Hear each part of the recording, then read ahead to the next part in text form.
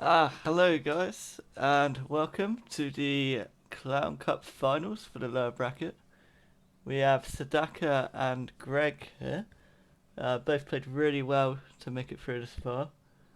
And yeah, this is going to be a best of 7 all on arena. And yeah, we'll just take a look at the draft here. We have Malay, first pick for Tzedakah. Picked Aztecs, which Greg has sniped. We also have Britons, Byzantines, Saracens sniped as well. Koreans, Vietnamese, Lithuanians, Cumans, and Slavs with Teutons banned, which is quite an obvious ban here.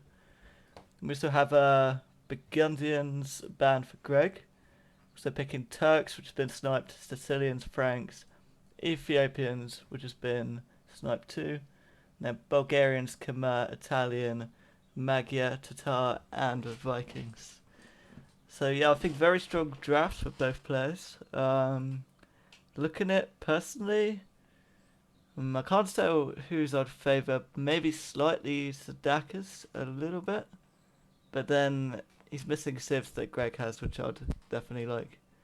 So yeah, I think Tzedakah tends to have a lot of archer and monk based civs. Obviously Cumans thrown in the mix. Lithuanians has been hit hard with the recent balance change, but I think you could still pull something off with monks. Yeah, and for Greg as well, yes, Sicilians, which I'd consider top tier at the moment. So Bulgarians, Italians, very strong. Yo. Hello Rex. Rex will be Hey joining us ho. today. Have you got the draft I sent you? Yeah. Sure, man. Yeah. Sure. Okay. I was just going through it now. I've just said all the civs. Just check. Yeah, can say whatever you think about them. I said I think Sadaka's draft is quite clowny, like a lot more monk based and archer based, where Greg seems to go towards more like siege, infantry siege, and maybe cavalry too. Yeah, it totally fits his playstyle, right? Yeah, Like a scav player, like yeah, with siege players, you want to have a nice boom, which yeah, Greg really loves. yeah, About Tzedakah, he likes clowny yeah, strats to a certain degree, and so I think both drafts fit their yeah. players very well. And I think both players have like I can't tell whose draft I like more, because I like both like the civs both of them have picked. Like the only thing is Greg's picked Magius, which I think can be really good when you get to their late game comp, but in early game you kind of struggle a bit with them. Yeah, I fully agree. Like in like early imp, your options are not the best because Yeah, you have, as I mentioned, like probably one yeah, of the best army comps in yeah, late game. yeah, But it, it can be tough to reach that. yeah, But I think you can make it work if like yeah, the free forge and the free yeah. what is it? The second Well, attack you get all upgrade. of them. So Yeah, yeah, yeah, but like in the blast, relic no fight. blast, iron casting is it? Is that Iron what's good? casting, yeah. Yeah, Having iron casting yeah, in a relic fight is yeah. huge because your spears will slaughter enemy spears as well and all that stuff. I mean, And so even it's you a very just nice do bonus. the light cav upgrade. You don't go spears. I'd say you do light cav, and then Ah, yeah, you can yeah, snipe the spears with no problem. They'd have to invest a lot into stopping that. yeah. That's a good point, especially Yeah, with the scout line being cheaper. yeah, yeah. Um, So yeah, so you, I've made it work before actually. If you take it to full late game and you get the castles up and you get the cav arch numbers and the text and everything, it can be really good, but it's just so tough to get there. yeah, yeah, fully agree. But I have to say, I think this is one of drafts from the lower bracket that I like Yeah, most. Like yeah. I agree with most civs that are picked here. Yeah, I'm So, really looking forward to this. I think Tatars though is a bit iffy for me. That's the only civ I probably wouldn't have drafted. yeah, but I mean they fall into the same like category as Magias, but you don't have these nice options for the relic fight. Yeah, yeah. Although the Your shoot your bonus boom is is a bit better. Yeah. yeah, yeah, I guess so. Do you have the recordings by the way? Uh, We have 4 Rex. Spoiler alert. But the rest of the series will be played live tonight. okay, okay. So Yeah. yeah, I think it's gonna take place now actually, and the players will send me the Rex like when they're done. But we might be able to get through. Depends. But yeah, let me know whenever you downloaded the recordings and got everything ready. Oh yeah. I think it's fine if you start already. And I'll And you catch wanna up to catch you. up? Yeah, sure Yeah. thing. Yeah, it's just Dark Age anyway. Hello there, Foster. Okay, so the first tips I can reveal are Bulgarians and Cumans. So I'm gonna start the game now. So Bulgarians versus Cumans.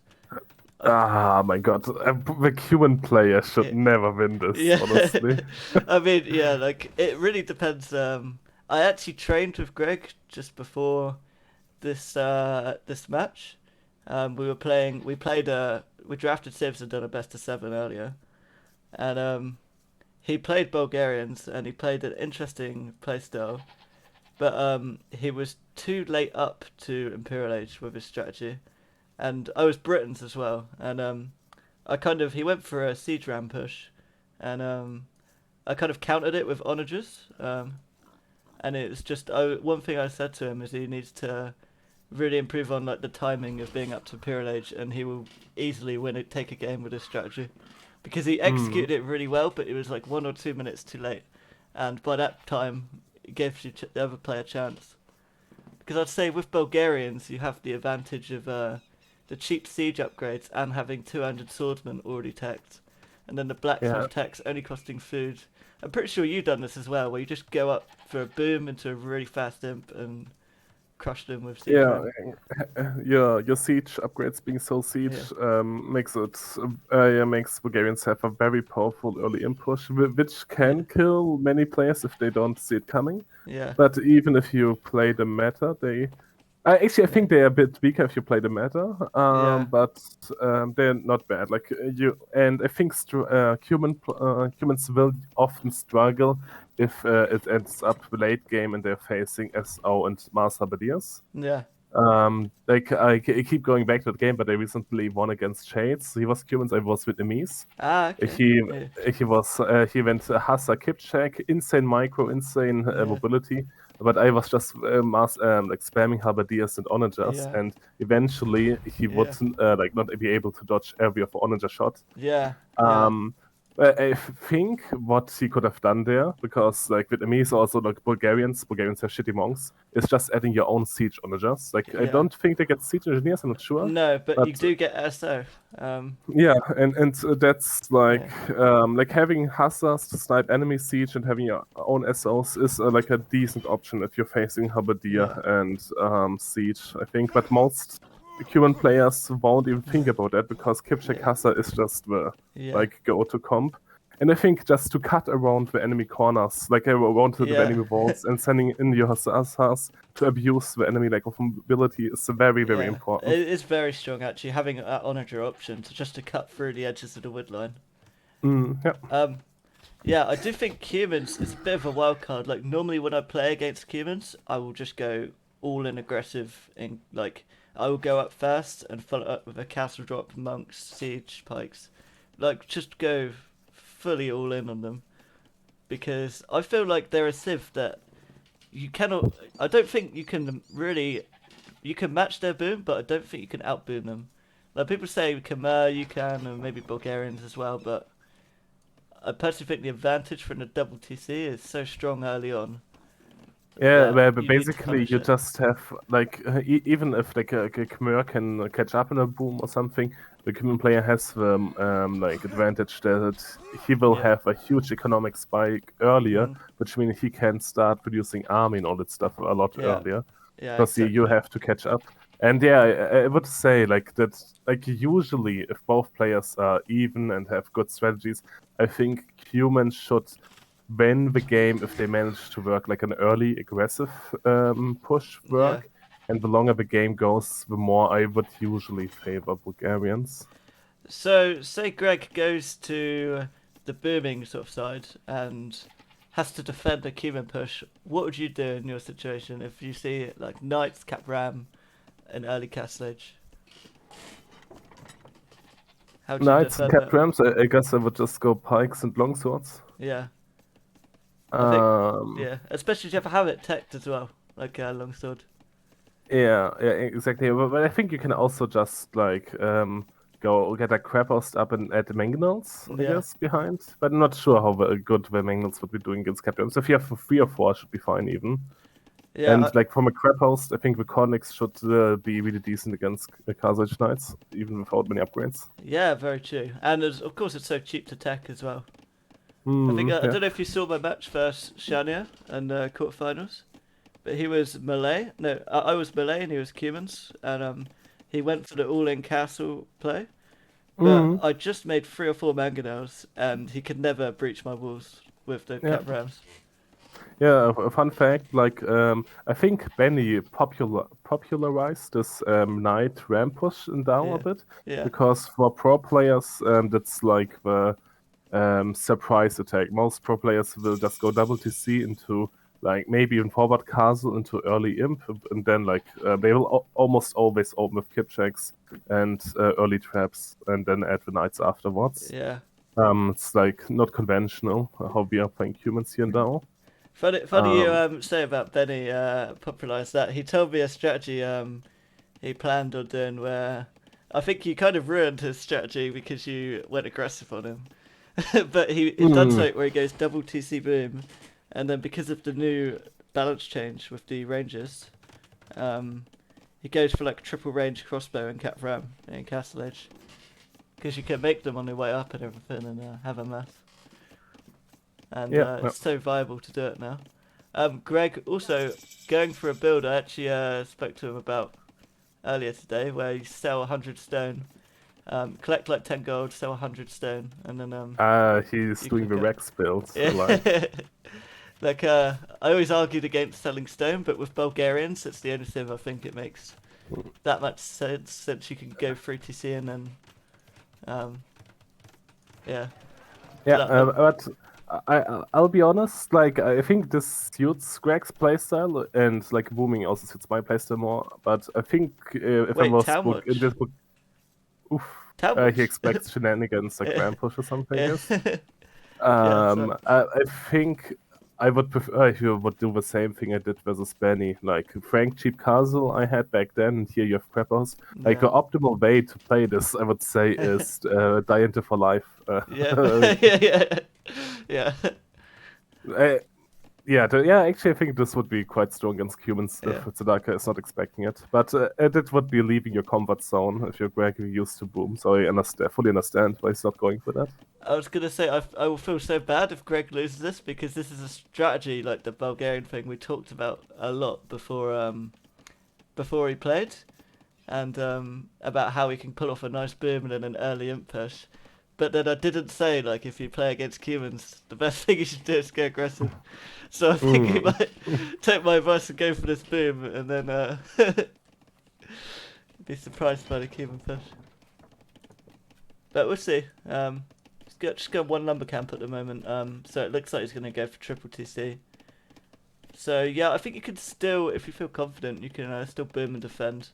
You will never. I don't think you will ever outboom Cuman in this situation. But what will happen is you will have stronger army composition in Imperial Age, I think. Like Cuman should really struggle if this goes late game. So I feel Tzedakah will wanna close this in early.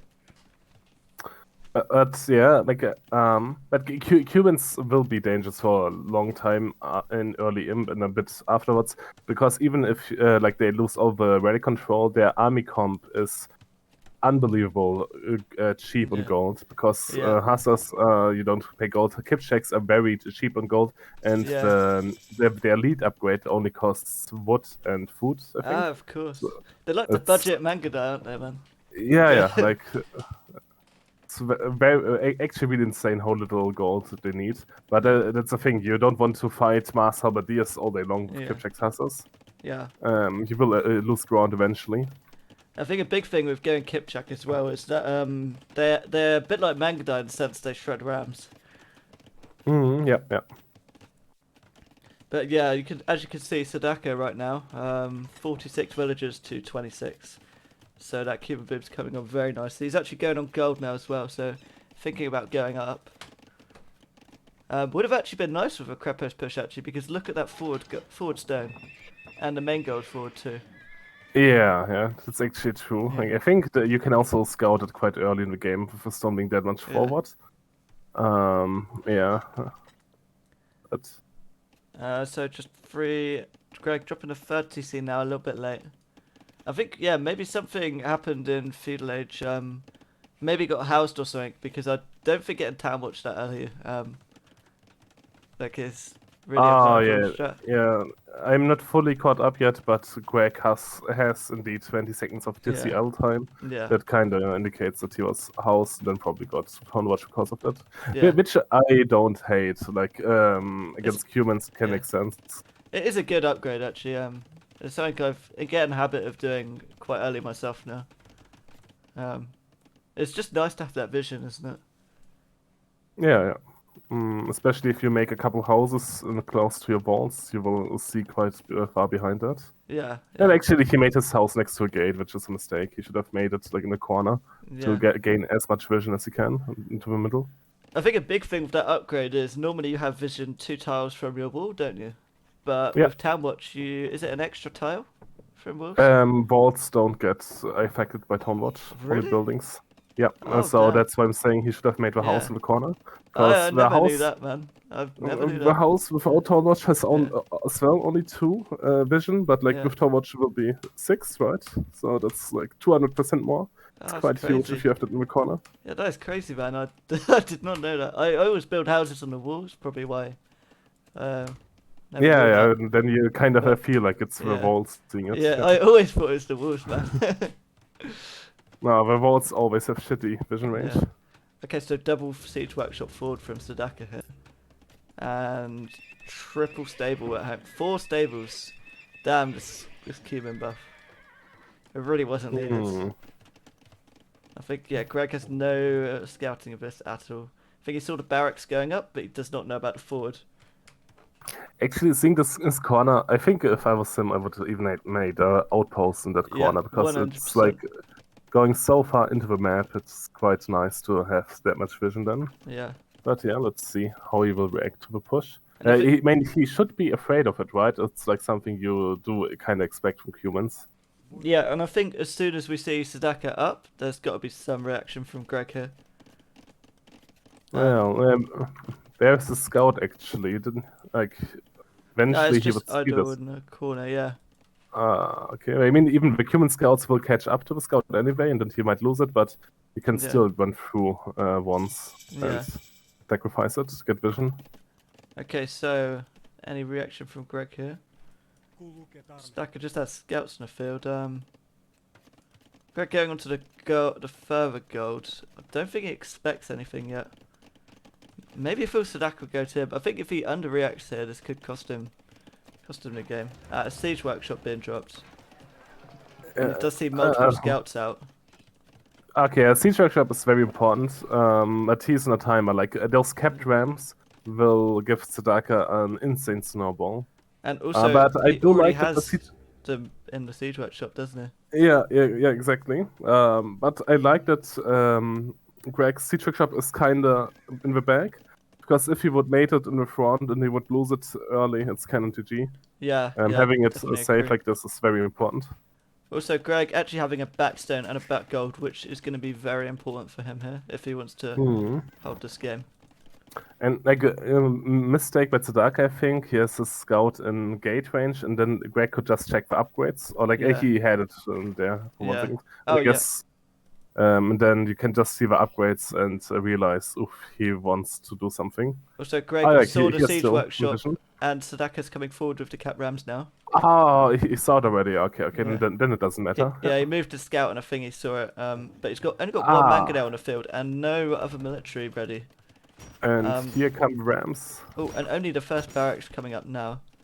Yeah, a little bit of an underreaction here. He needs a second layer of wall or something. These knights are just going to do insane damage if they run in. Yeah, he doesn't see the knights, right? He's just seeing the Rams, and that's why he's feeling overconfident. Yeah.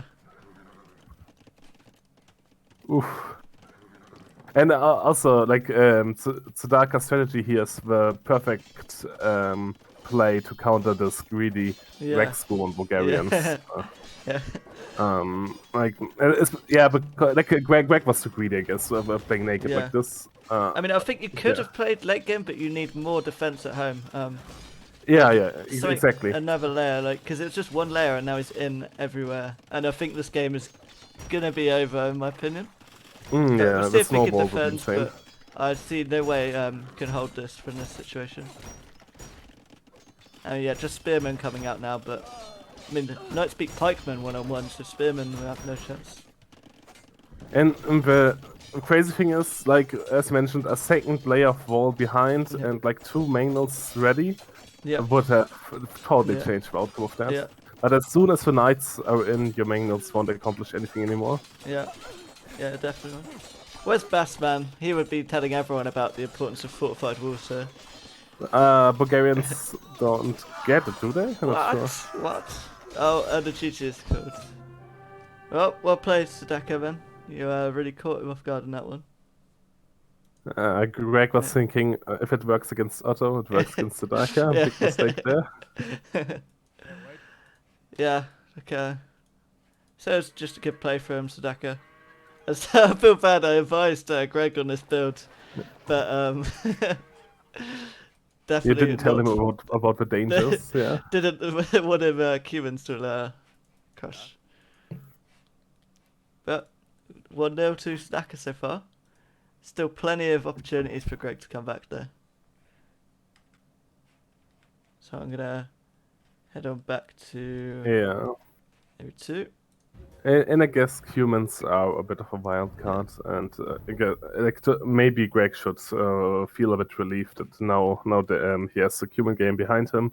Now he might be playing against some more straightforward strategies that he can see coming a bit better. I agree on that one, but then there's a lot of monkery, monk stuff that could come forward. Yeah.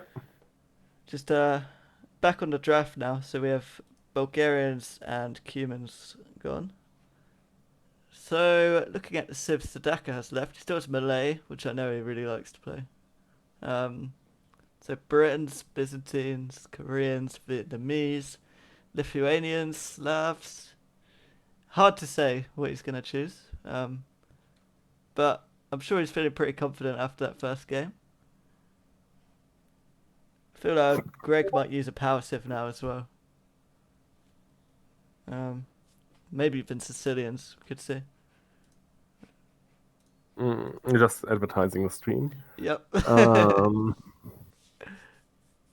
Well, 3 of our viewers, man. One of them's me.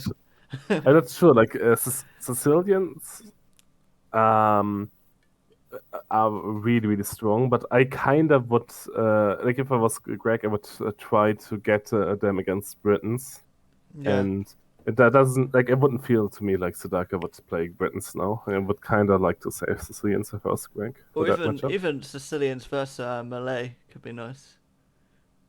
Yeah. Or like, wait, do they not counter Byzantines, Sicilians as well? Like, Sicilians are designed as being a Byzantines counter. Yeah. Hey, So I feel like he's got a couple matchups that, like, even Koreans. Actually, wait, let's just look at the civs. If he plays Sicilians, I think he will only really have a challenge against Slavs. I think so as well. Like Slavs would be the hardest matchup. Yeah, and every other matchup, I would choose Sicilians any day. So if I'm down 1-0 at the start and I want to take a game to, just give me a bit of a confidence boost, I would take Sicilians now. I guess that's a good point. But what if? I guess it's true. But also, if you're Tzedakah, if you would see that, you wouldn't. You would pick Slavs probably, right? Yeah, true. But then I think it's not a bad matchup against Slav. It's just not the. Actually, no, I would favour Slavs actually in that matchup, to be honest. Yeah, I would also quite heavily favour Slavs. I think Sicilians struggle the most against very strong infantry civs or civs of very strong power units. Yeah.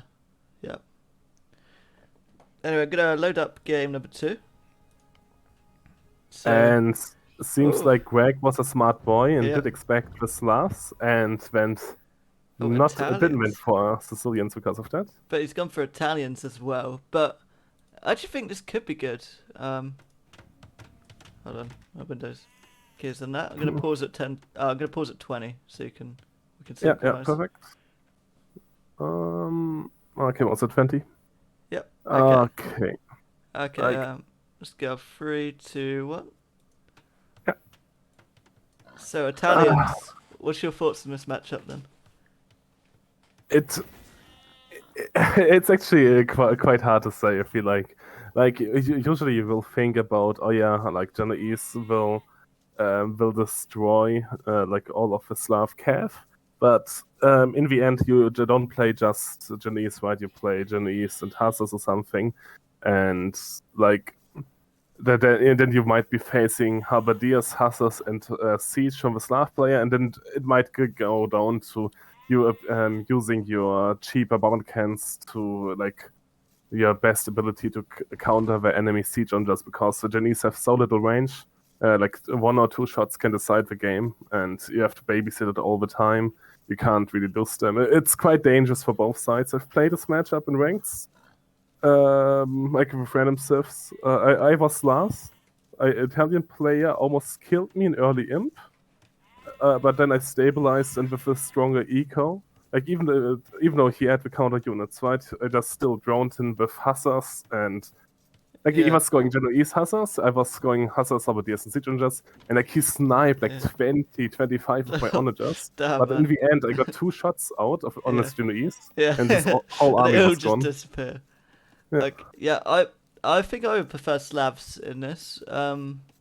Simply because of that. Like the Genies, I don't like the fact you have low range, and when you're playing against Onager, like I feel like the Genies can kind of be useless against the infantry siege comp from Slavs. But at the same time, I think Italians you have a much more opportunity to pull off something wild and go fast Imperial and kill Slavs before they can get to that late game strength. Yeah, yeah. Like I feel Italians early on should be favoured if Greg plays them like that. But late game, I feel Slavs I would prefer. Yeah, and I fully agree, and I guess that's also the issue, right? Because like Greg likes his late game. Yeah. He is not a player who likes to abuse power spikes, which is Yeah. a hard thing to do. I think like a lot, like many differences in like between mid elo and very high elo. It goes basically just down to how they abuse power spikes. Yeah. Um, I mean, it's timings, isn't it? Everything is yeah, timings. exactly. It's like the higher you get, the more you will realize how much this game's actually about timings. Yeah. And I mean, it's literally like just being up like a minute earlier can win you the game, which is probably a main reason people pick Italians because of the cheaper Imperial Age. Or every age up is cheaper, so you just get there a hell of a lot quicker. Fun fact: Italians have a really sick boom build order. Really? Because of how cheap it is to go up to Castle Age, you don't need to sell stone. Yeah. You can just sell 100 wood, and you'll have the gold needed to click up. Ah, okay. Oh, so you don't even need to collect gold. So you could just sell. Yeah. Oh, yeah. Interesting. So what? You did that on 23 pop? I've never played this, but I guess so. Yeah, around that. You can go up really quick and have a really sick boom with them. Yeah. But you almost never see it because a lot of people would play Italians against in this matchup especially. Yeah. Most player would go forward castle drop into fast imp, and while they go up, they would produce Genoese. Yeah. And then that's already really hard to stop because I guess the Slav player would need to kill the castle with rams, and if you spot it and prepare a couple magnets, it's already GG. Yeah, it's tough. But I guess just fast imp, forward castle, fast imp and traps Genoese to play here. And I think also, I think there's a recent change where the university techs are cheaper for Italians as well. Yeah, it's a very good point. So you get the cheap chemistry, cheap ballistics. So like. That's a really good point because it shows like how easy Italians, like how strong Italians are on a low eco approach. Because you get the cheaper ups, you get the cheap university tags, all that stuff. You can do a lot of damage with very little eco, and that's how many players would play them in this matchup. Yeah, it feels like all their bonuses are just aimed towards a fast, aggressive playstyle. Mm-hmm. And even condos as well, like. It's an infantry unit that you don't really need to tech into other than blacksmith techs. Yeah, like I actually now I kind of hope that Greg would go for it because I remember before I played against Benny, Foster and Greg played co-op versus me to help me warm up. And I was Italians, they were Vietnamese, I think, and I still just went for forward castle drop and traps, Yeah. and they got annihilated. Ah. And then they were like, "Oh, Italians so OP, man." Yeah, man. Yeah, I kind of hope that they like as a Greg. I think he Okay. was just blaming Foster for losing. So Classic. Well, I mean, yeah, it's got to be Foster. If he's there, it's always Foster. He's still present in the chat. It's gone silent now. Wait, what did I do? No, You were through the game for Greg when you were coping. yeah, like Foster back then when I was warming up for my finals against Benny. I played a co-op versus Greg and you. I was Italian, so you guys are Vietnamese, I think. And I was just talking about like that I hope that Greg would remember that game.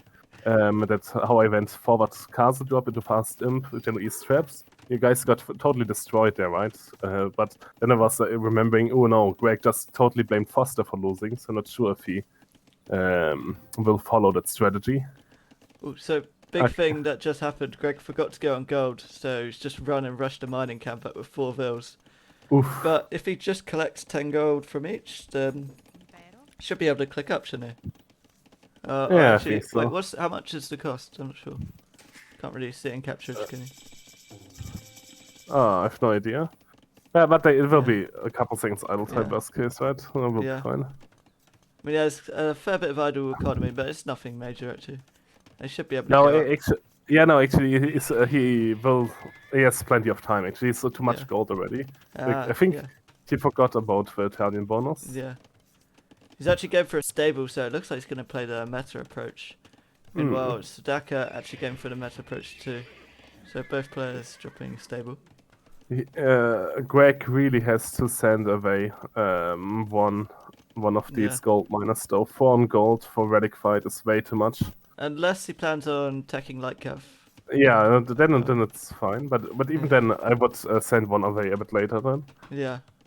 If you don't have a market, at least. If you have a market, it's totally fine to keep them. Yeah, that's another thing I see. People going for, like, instead of making the blacksmith, going for the market instead. Yeah. It's a nice way to ban Chirico and when you're playing relic wars. Yeah, I think that's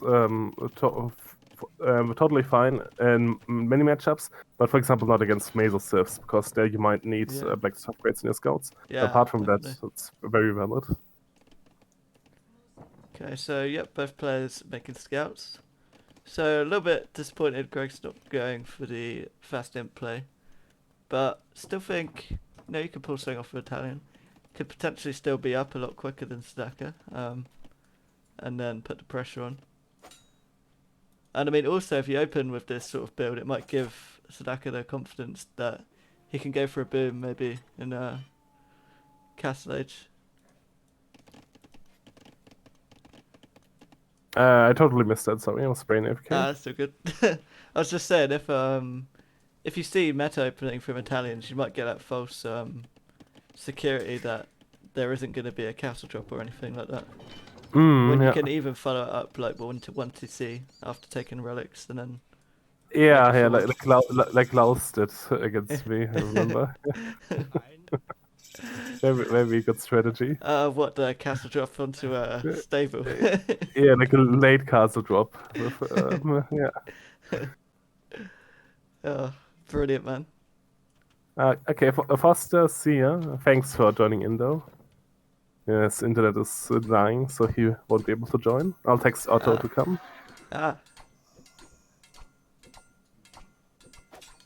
Oh, God. Oh, what, in the chat? Oh, I see now. Oh, no. Oh, no. Foster, stay. That's right, there's 6 of us now. So, second TC coming down for Greg already. Which is quite nice. Tzedakah just staying with 1. Very good actually got light cav. Yeah, but very good micro by Greg so far. He has like 2-2-0 KD. Yeah. It's, yeah, I think both approaches are fine. Like, I actually dislike that Tzedakah's going Lightcap and keeps adding spears. I think Yeah. that's a lot of investment. Okay, Greg does the same. Okay. Like, I think you commit to one or the other, don't you? yeah, like pros would say that, but Yeah. honestly, like if I feel that I need the relics and matchup, I would still do both. Yeah. But I'm not. Yeah, I guess you could argue for that, but like most pros would be like, what the fuck are you guys doing? Add eco instead. Yeah. I think as well, like, you need the relics more for Italians. Meanwhile, Greg had a lot of idols on the berries. Like 8 on berries there. Sounds like a Rex build. But, and that Yeah, monk is but going to get sniped by the light cav. Maybe not. But yeah, I feel like Italians need the relics more than Slavs. But Greg's KD so far, like again, he lost that monk, but his KD so far is very, very nice. And now he's going to He get has the other upper light hand. cav for free there as well. Yeah.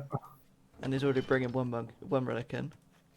And the thing is, he also has the better eco management behind us. Yeah. But Tzedakah's making his 30C earlier. Okay, maybe it'll even out. Oh, Greg just getting Bosor now. Tzedakah not having Yeah, Bosor. I think that's that's really late. very, very late. Yeah. Fully agree. But at least they both got horse collar. Yeah. Also, the position-wise, Greg has his army already on the right side of the map where the remaining 3 relics are. And Tzedakah now having to move over there with his monks. Although he could lose his light cav here if he's not careful. No, saves him. So Greg having an idle monk there, but he will take another relic back. I think Greg should really heal up his 5 HP scout. Yeah. Although he's coming forward. Monk out of position. Oh no. Oh, Tzedakah's going back with all 3 monks there. What? Yeah, he just lost his light cap for free against the spears. Oof. Maybe Greg can pick them off here. Oh, oh my god. It will be all right. Oh, that was brilliant. Oh, that was amazing. That's free monks. And now this one light cap can be super annoying in Greg's and Tzedakah's space, and Greg will secure 3 relics. Yeah. Which I think is quite important, like just because how much Slavs can do with the goals in the late game. Like you really don't want to have them producing onagers all the time. Yeah. You want to deny them those relics. Yeah, that light cav is going to be... Actually, it should get cleaned up now. But it forced Tzedakah to make a whole new one. And he's also going to have to make another monk after losing 3 just to take that last relic. And sniper farms, man! Go on, get it! Too late. I missed it. Oh my god, Tzedakah afterwards deleted the farm and rebuilt it. Nice. Yeah, that must be very frustrating to have a light cav running around. He's looking for the low ones. Yeah, like he already picked one low villager early on the farm. Nice. Yeah, now that light cav's gonna get cleaned up. And Tzedakah with all the micro is distracted and gets housed a lot. The farm got sniped. Yeah, and Tzedakah's being super housed. Yeah. But like to be fair, both their idle to see time is fucking horrendous. Yeah. It's really, really bad. Like But still, actually, Tzedakah just getting Bosor now. Even though he's equal in villagers, and not having Bosor this whole time, that's a huge disadvantage. Both of them are like almost 10 villagers behind what they should be at, because they weren't keeping the TCs producing. Yeah. So the macro was slipping quite a bit, but it's another step, because like they were microing a lot here. Yeah. So we have 3 relics for Greg, 2 relics for Tzedakah. And now Greg dropping a siege workshop. Oh, he's thinking about going up. Okay. I don't think he has the economy to produce army just yet, though. I think he did. What I really like is that he made 1 TC on his main stone, and he should have been collecting stone for a while already. Yeah. I think. And then abuse the earlier uptime by like getting a good position on the map and traps out early enough. Yeah. Though economy-wise, I think he's doing quite solid though. Yeah, yeah. But still, I would love him to abuse his early power spike a bit more, just because, like, if he's up on the map in time, the Slav player won't really have counters to that until he gets to Onagers, which is Yeah, expensive and very slow and not great.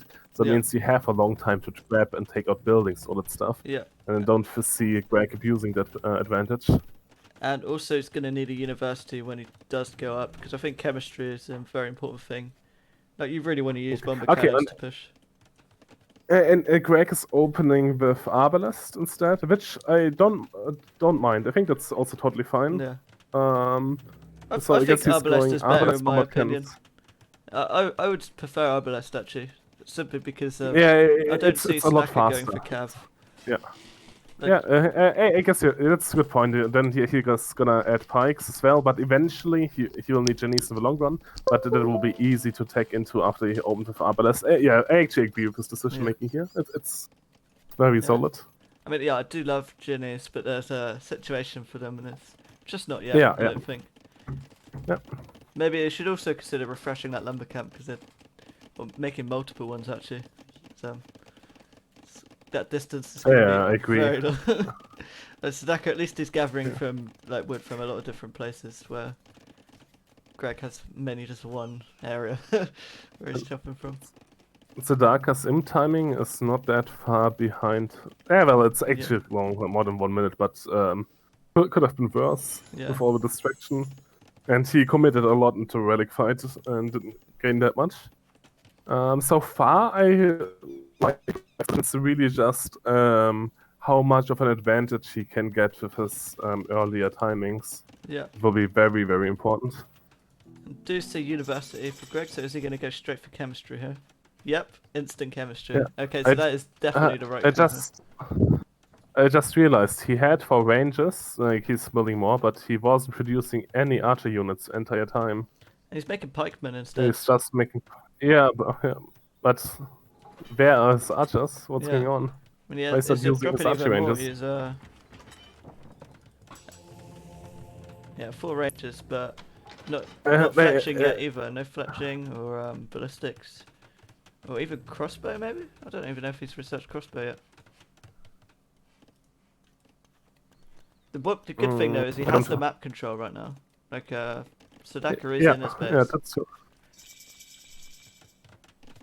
And still not on stone, either. Oh, Tzedakah's going for monks. Redemption, elimination? Yeah, I fully agree with that.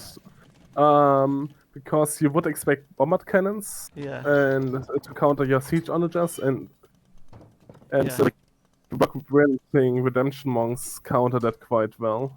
And that's actually really, really dangerous for Italian players. And that's why, like, late game with both having a free boom, you would prefer Slavs. It's very smart decision making by Tzedakah. Also block printing too, so no siege engineers as well.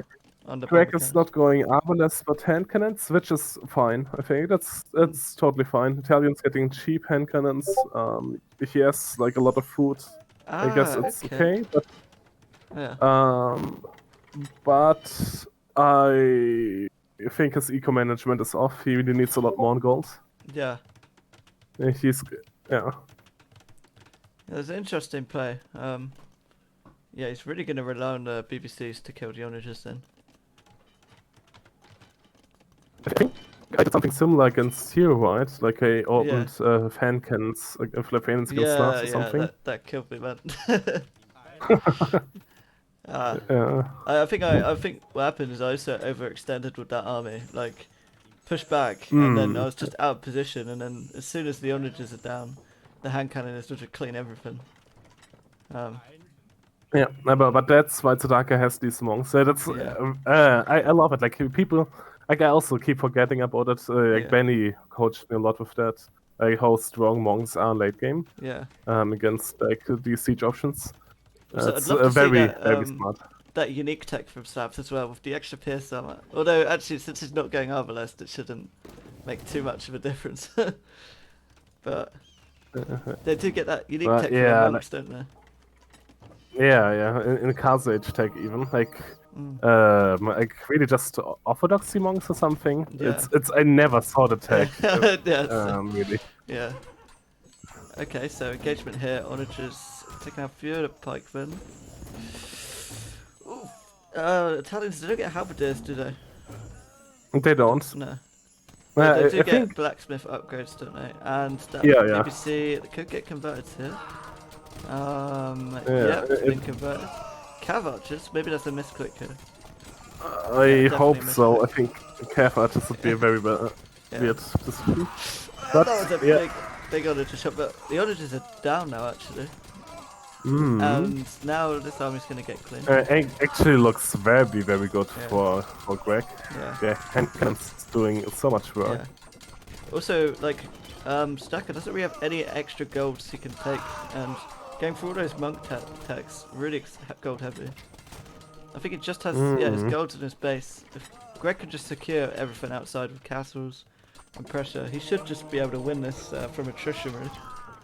Yeah, I guess he was lacking a better meat shield for his onagers. Like Greg didn't kill all of these onagers with his bombard cannon, but like half of them with pikes. So now he's adding condottiero, that's which a I really brilliant like. Brilliant move. Yeah, they will slaughter these halberdiers. Yeah, it's doing that just to get the onagers. They're so quick.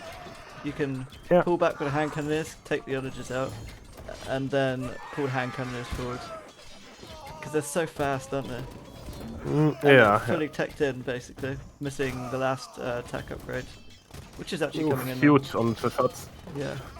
But, He's probably looking at his economy there. But what Greg is missing here is siege, right? He's just hitting walls at the moment. He needs more bombard cannons or rams. I guess I would like traps and bombard cannons most.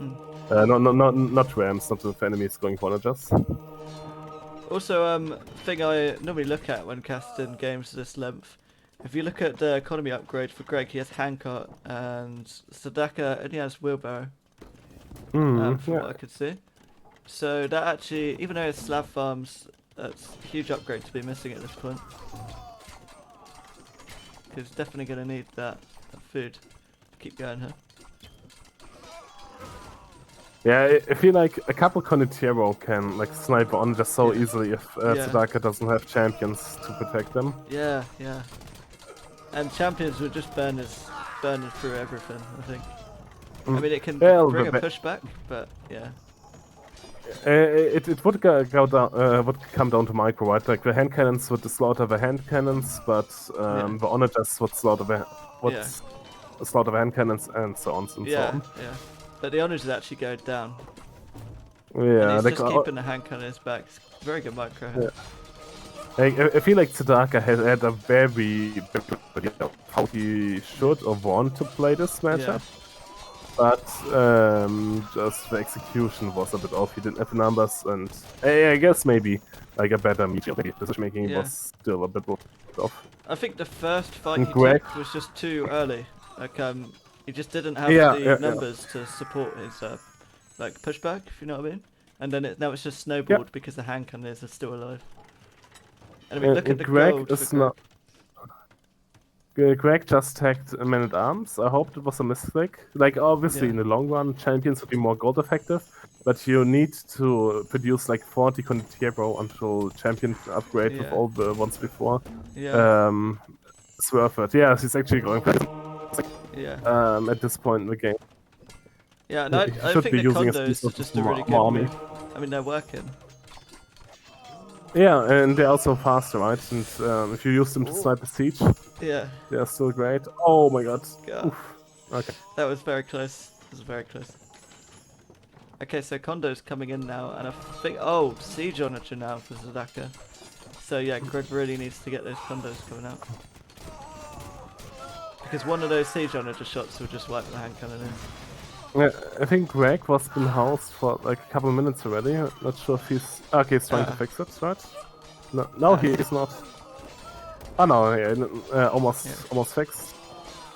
But yet Tzedakah slowly creeping back into the game. Yeah, but then siege onager is a huge tech, and so far he hasn't done anything with it.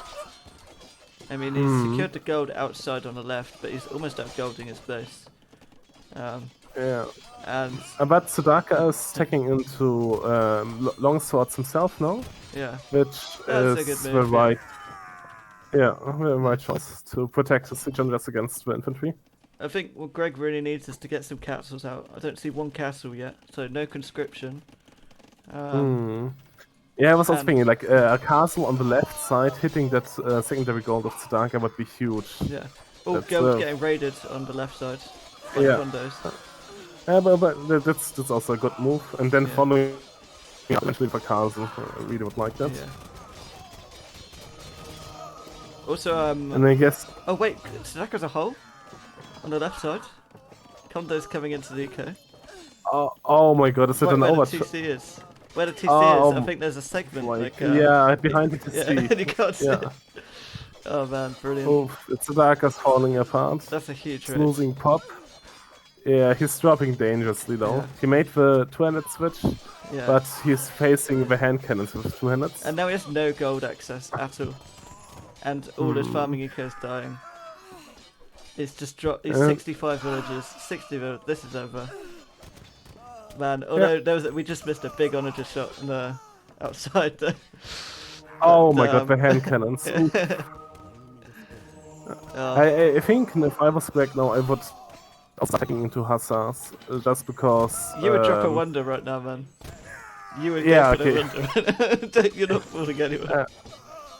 But eventually would also prepare a hussar switch because, like, some of these.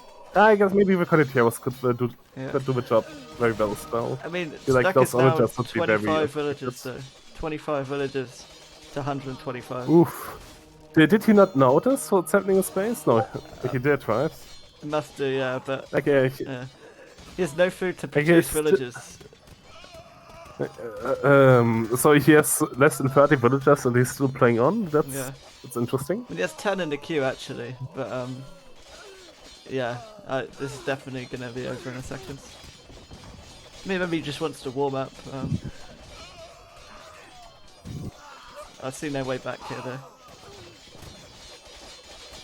Really impressed with how Greg plays this though. Yeah, I think I really like the game from both of them, but Greg did everything very well. I feel like I think the condo is something I wouldn't initially think about in this matchup, and I've done really well with sniping the onagers. And I feel like they won him the game, just being able to take out the SO. I just hope that's something that he got from the Italians game. Yeah. Because against my General East, they went full skirmishers, and then I added 10 condos, and then they died. Yeah, man. Oof. And I think Tzedakah should be resigning now. And it's sure, like, is this still warming up? Yeah. I feel like it's a bit strange to, to keep playing on like this. Yeah. Okay. Have to lose every villager before you can resign. Makes sense. GG. Yeah, really good game there. So 1-1 right now. I have some messages as well on Discord, maybe it's from them. And Knutan in the chat. Yo, Knutan. He's not very active in the chat, but at least he's he is hearing in the us. chat. Yeah, yes. Ah, nice. I'll just...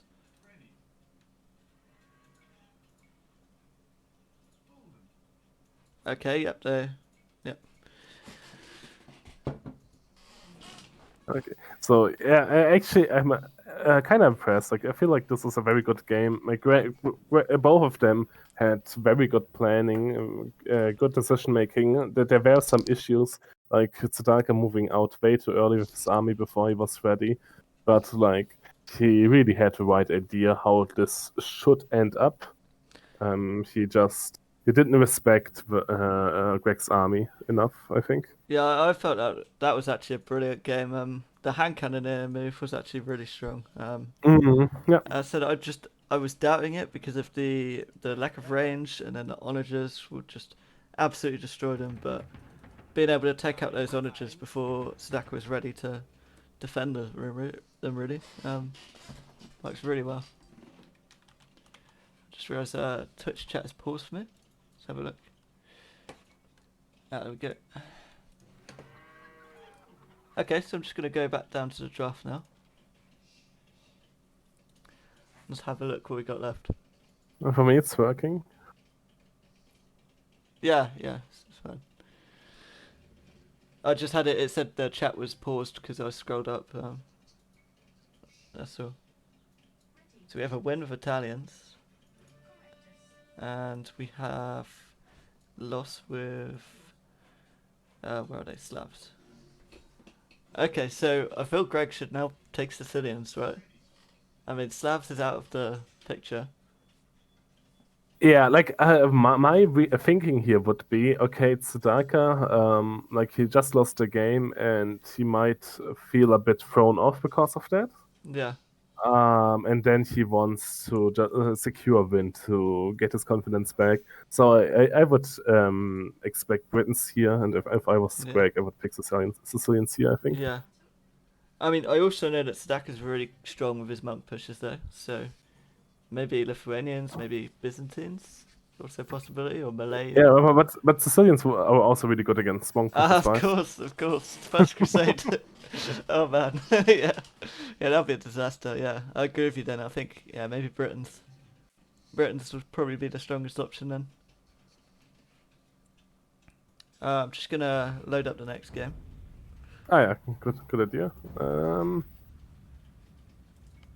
And we have Britons versus Sicilians. Easy.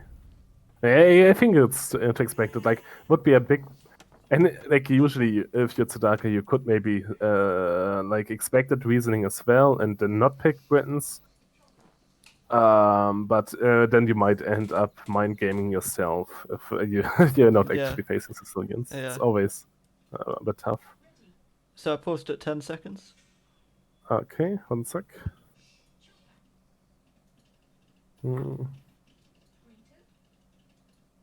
Okay. Okay, so gonna start in 3, 2, 1. Perfect. Okay, so Greg actually told me, well, he bought the DLCs today, so this is his first game ever playing Sicilians. So really? Kind of had to give him a lowdown of how to play the Civ, really. Yeah, and I think you agree that they are insanely strong against Archer Civs right now, especially with the extra stone. So you get that 4th TC without having to go on stone.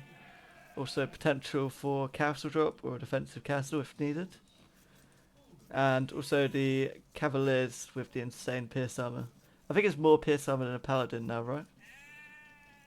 Yeah, that's one more pierce armor than paladin. So they only they have 8 pierce armor instead of 7. So they only take 2 damage per hit from arbalests. Yeah, that's just mental. Yeah, it's like against arbalests, they like tanking arbalests. They're as good as ranked paladins, even though the upgrade is a lot cheaper. And what a civ to play that cav against, because no thumbring for Britons, and then their answer is halberdiers, but you take 50% less bonus damage from them anyway. Like something with like Cavalier into First Crusade with Siege Ram, or maybe the other way in reverse. Like I think Britons will really struggle. Like I think maybe open with a Cavalier, and then when Tzedakah's making a lot of halberdiers, you then do First Crusade. I think that could just finish the game. Yeah. I mean, it usually goes down to Sick Boom into First Crusade Siege into Cav, or the other way, or like like normal relic fight, Cav opening, and then when the enemy is spamming mass halberdiers, because if you have like 100 halberdiers attacking, they will eventually take good trades, and then finish the enemy off with First Crusade. Yeah, I think like many civs that feel a bit overwhelming, do have these very fast and strong switches. Like Turks, for example, their Jennies are very strong, and then you do whatever. Let's say you do mass skirmishers, and then they get the fucking Hussar upgrade for free, and then you just suddenly get flooded. Like Burgundians, the same thing. You open Paladin, enemy goes faster Badir, and suddenly you have 200 Flemish in your base. Yeah. I even think Sicilians are probably stronger than Burgundians now. or just on par with them, I guess. Yeah, I feel so as well, but and I always see like many pros don't appreciate Sicilians to their full extent. Yeah. So I'm always a bit suspicious. Like, is there something I'm missing, or do they like just maybe it's just different on their level. I think it was because they were so underwhelming at the start that everyone just thinks they're bad. But just with these two changes, I feel like it's just given them that strength that they needed when they were first released.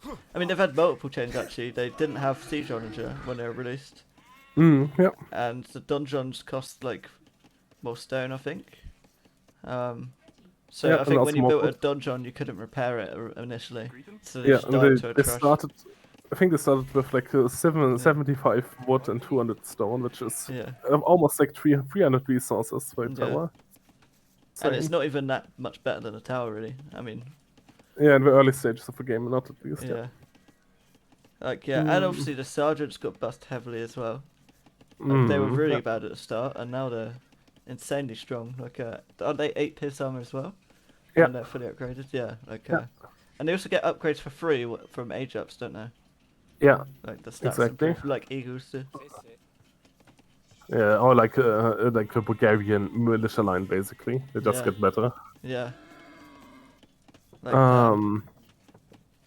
And just like taking less bonus damage from counters is quite huge in many situations. Like, but to be fair, like if you expect First Crusade opening, if you have 30 hand cannons, like of course you only deal 5 bonus damage instead of 10, but you would still like one shot everything with one volley. yeah, So you still have options.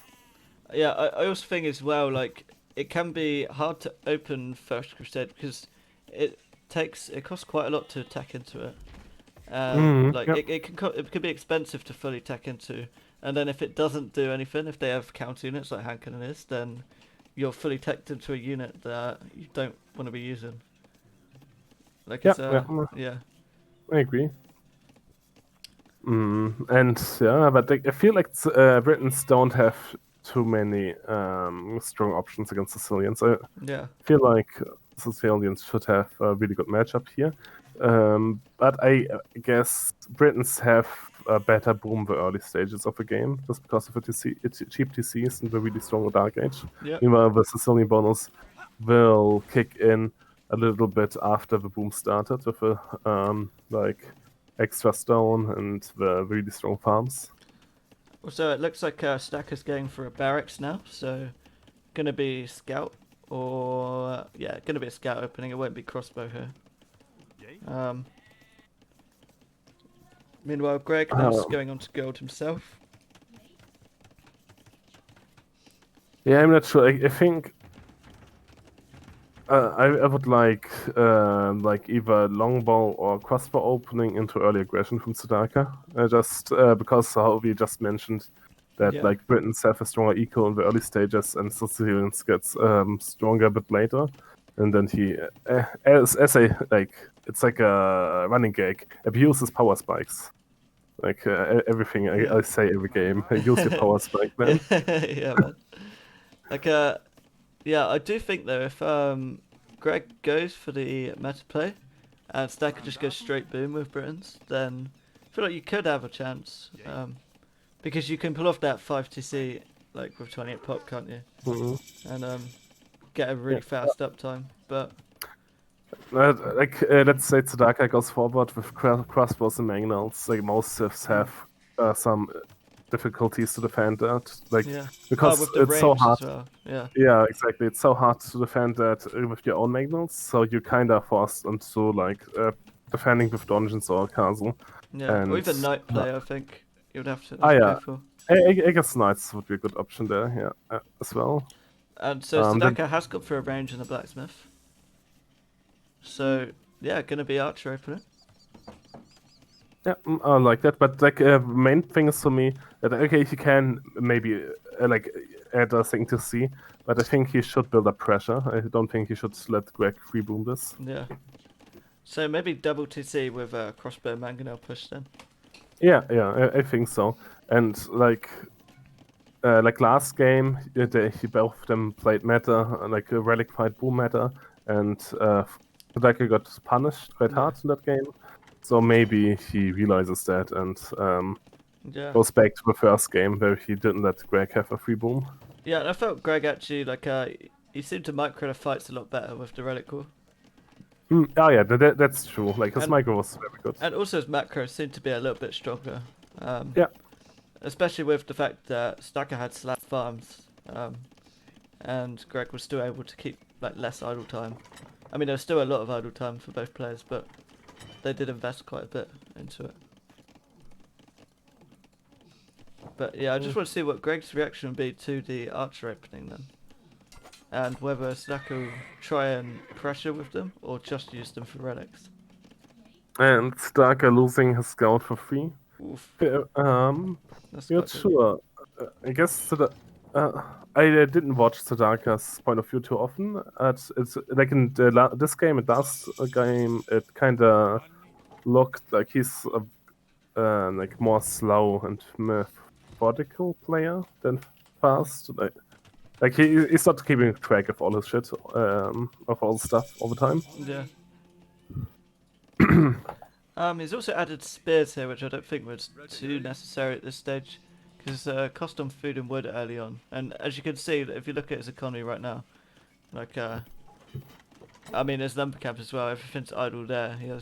He's really struggling for resources at the moment. Yeah, like I think what would have been better is instead of a spears, make a monastery. Get two. Like I understand the reasoning. Like he feels like like 2 knights would clean my archers. Yeah. But that's why you get monks outright. Yeah. And those are cheap on your economy, and you get relics of them. I'm not sure about the spears. Yeah, and I mean, just spears on their own aren't really going to do anything against knights. You'll need upgrades really to be able to for it to trade well enough, I believe. If you have numbers, they do fine. I guess if you have like 3, I'm not sure. I think 3 spears would kill a knight. What with no upgrades on the knight, or? Yeah. With no upgrades on everybody. Yeah. But I could be wrong. Yeah. Okay, so Tzedakah's gonna throw a crossbow for free here. See if Greg pulls the scouts away. Yeah. So Greg's position right now, I would probably just focus on dropping another TC, right? Of securing that stone. I think he needs to secure that stone and get a castle up. Like, if I was Greg, I would just add more TCs, to be honest. Like, I would see the crossbow, this map, and look at the upgrades, and you would see no fletching, no botkin. Yeah. So I would assume there's not much pressure coming behind that. And but it's already a lot of eco invested, and you will have the eco advantage to just keep winning. Maybe a TC on the stone and a TC like where the gold and woodline is on the other side. And just 4 TC boom to imp, and you'll have a huge lead, right? Yeah, exactly. And I mean, taking the economy advantage against Brits is very, very strong to have. And that's something he has already. Tzedakah housed again. And he has more than 3 minutes out time on his TC already. It hurts him so much. Also, I'm very glad he's done this. I did tell Greg, because this is his first time playing this Civ, to make sure you get heavy plow kind of early on in Castle Age, and it will really benefit you. Yeah. And he actually done it, which is a very good move for him. Like even before the third TC, I think it's worth doing it because your farms will have so much food. Yeah. Like won't have to reseed them for ages. With 560 food, man. I get it before I start placing my farms in Castle Age. Yeah, really? I think it's very strong upgrade. Yeah, I'll make a few first, but yeah, I've never prioritized that much. Unless I'm but I'm not sure if it's smart. It's just I like to be greedy, and I guess that's something that's greedy. Yeah. Not sure how good it is because it does delay your second TC a little bit. I mean, what I do is I make my second TC and a wood upgrade, and then I will do heavy plow, and then the third TC. Yeah, I think Sicilians is the only Civ where I prioritize heavy plow or wood upgrade, but I get both immediately basically, and then like 20 seconds later I get the second TC. Why don't you go fast imp crop rotation, man? Seems like a good strategy to do. I mean, I did that. Like I didn't make a single farm until I got crop rotation. But holy shit, I had to buy so much food to get there. I would do it with Burgundians, but I don't think it's possible with any other sim. So yeah, Greg, I don't think he's placed his 4th TC yet. He has the villagers no, on the yeah. stone now. Yeah, good point. I did it with Burgundians, so it was fast cars. Fast. Oh my god, I think Greg... Oh no, yep, he's realised the TC now. Okay, I really like that 4th TC. Tzedakah booming away now on 3. Missing heavy plow himself. And wheelbarrow. Greg getting wheelbarrow himself. I really don't like Greg's TC on the stone here. Like, just because they're crossbows in the field. Like, usually you would have to make the TC so it kisses the wall here. Which it feels bad because it's so prone to castle drops and mango pushes or something. But now these villagers are like vulnerable to archer fire. Like, this is a waste TC. Yeah. He's kind of forced to make a dungeon to protect the stone now. Well, he's gonna go for a siege workshop. And Tzedakah's actually getting fletching. Immediately he sees the town centre, so he's like, okay, I'm gonna get fletching. And now I can arrange it. And we're gonna see a manga now? I think yeah. Greg really hurt himself with that town center. Yeah. And the spear's just there, they're not gonna do much. What is it? 2 relics to Fredo, which actually isn't bad though for Greg. I mean, your opponent went for a crossbow opening and didn't get like 4 relics. Like, if I go crossbow, I would expect to take 4 relics out of 5, at least. Yeah. But surprisingly, Tzedakah isn't that much behind Nico, and most of that is just because of his idle TC time. Yeah. Like 5 minutes idle TC. Holy shit! Ooh. Like he should have 12 villagers more than he has right now.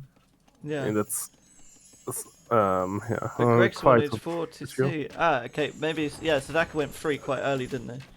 Yeah. And I think that's a big difference as well. Like, a lot of time, you can add your extra TC, but sustaining production out of it is a different thing entirely. Yeah. Like, a lot of time I would go for 4 or 5 TC boom and then realise I just don't have to farm an eco. Because I think you need 6 farms per TC, I would say. Yeah, exactly. Tzedakah getting the university because he wants to click up now. Very nice doing that in time. Yeah. Just short a little bit of gold. Actually, no, he'll have the gold in time, easy. And he's on stone as well. Like, I like Tzedakah's position at the moment. Yeah. But, and not sure why Greg is getting the armor upgrade before I clicked up to him, but I guess it doesn't matter. I mean, that's what I done when I played against you, man, and it cost me that first game, I think. I don't know if you ever saw it, the Slav vs Lithuanian game. Yeah. I got pikeman and armor and forging and the speed upgrade for my pikeman instead of clicking up. Oof. Because I needed map control. And yeah, it was a big mistake. I think you should always prioritize going up before getting text now. Because the text seemed cheap and like oh, I could do this and then I don't have to wait for it in imp, but it stacks up so quickly, right? Yeah. I think it's sloppy by Tzedakah to let the bottom goals. Yeah. If he would be able to deny him both stone, I mean, if he is denying both stones, he would be in a very good position. Yeah. But Greg is taking the stone, he will get a castle up. Yeah. And that will help him out a lot. I mean, Greg really needs castle and he really needs to start producing. He's on his way up. He's got very solid economy behind us. He needs a lot more on gold as well. He's getting gold shaft mining, that's good. Yeah, he needs a castle, he needs the unique tag, Hobak, or it's called Cavalier. And then he should be able to swoop through. Yeah. Sweep through. I mean, Tzedakah is just opening, dropping ranges now. And Tzedakah also just got husbandry, but I'm not sure what Wait, for. what? I also, yeah, And now he's armor? getting. Is he going for his own cavaliers? What's going on? Light calf, maybe? Like crossbow light calf? Ah, Maybe he's expecting onagers, and he wants something to snipe the onagers. But I think with Britons you have like arbalest. Like you don't need anything to snipe on. Oh, yeah, I'm a little bit confused. Oh, siege ram, that's what he's expecting. We've got to be right. okay. Yeah, I guess so. I guess so. Yeah. Now the cavalry is out. But now he sees the knights of upgrades. Now he has to understand what will happen. Yeah. And like honestly, I'm not sure how much Tzedakah can do now at this point. Yeah. To stop Greg and win this game. Yeah. Especially as like you now need to fully tech. I don't know because tech switching into halberdier, like you need a lot of halberdiers to stop this cav. Like double the amount, I'd say, than what you normally need. Yeah, like that's the thing. You really have to imagine, like halberdiers do as much damage to Castilian Nightline as spears usually do against knights, right? Yeah. You're fucking halberdiers and they are useful spears. It's insane. Yeah. Oh man, yeah. I think Greg, what he just needs to do is just mass up, get that tech, and then push. Don't throw these knights before he has the unique tech. Yep. Just keep expanding, keep getting the castles down. Yeah, another nice castle there on the front. Yeah, like I really like Greg's like eco-management moment. He shifted a lot more villagers to gold because he realized he needs that. He's getting up a lot of production buildings. I think some more and he enters some siege and then he'll be golden. Yeah. He'll be fine. Now the arbalests are out, and yeah, Tzedakah's attacking halberdier now, or is that pikeman? Attacking pikeman. Yeah, and he needs to get that unique did tech. Greg forget? Did he forget about the unique tech? What's going on here? I don't know. Maybe he can afford it, but yeah. He should be prioritizing that. Oh my god! Like it's his first game as a Sicilian. He forgot about it. Yeah, I mean, he definitely knows about it. He definitely knows about it. And now he's getting melee upgrades. It feels like he wants to take into First Crusade now. Ah, okay. He's doing it. He's doing it. And I guess. Ah, okay, Yeah. okay, Brilliant. perfect. Although, that castle, you shouldn't really be going for a blind castle drop like this. Especially if he hits it. Oof. That castle could die. He deleted it. What is he doing? Okay. Tzedakah actually has knights on the field as well. Just two. And yeah, now that upgrade is in, unique tech, 8 pierce armor. I think those arbalests will just get shredded.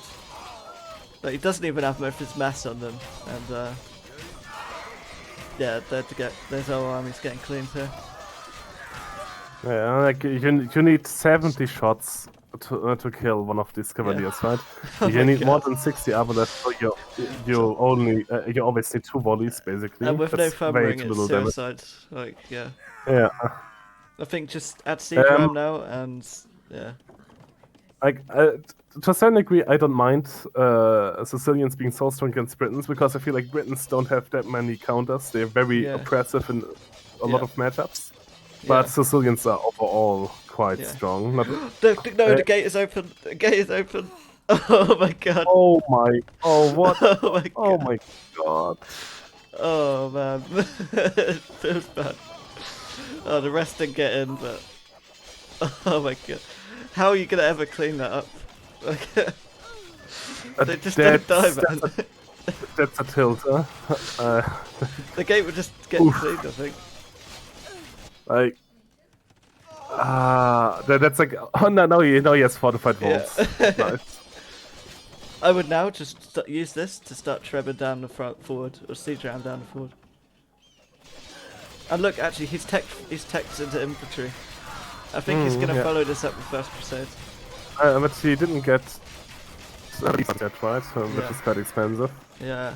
In gold. He's teching it well. He's just teching to it gradually. Yeah.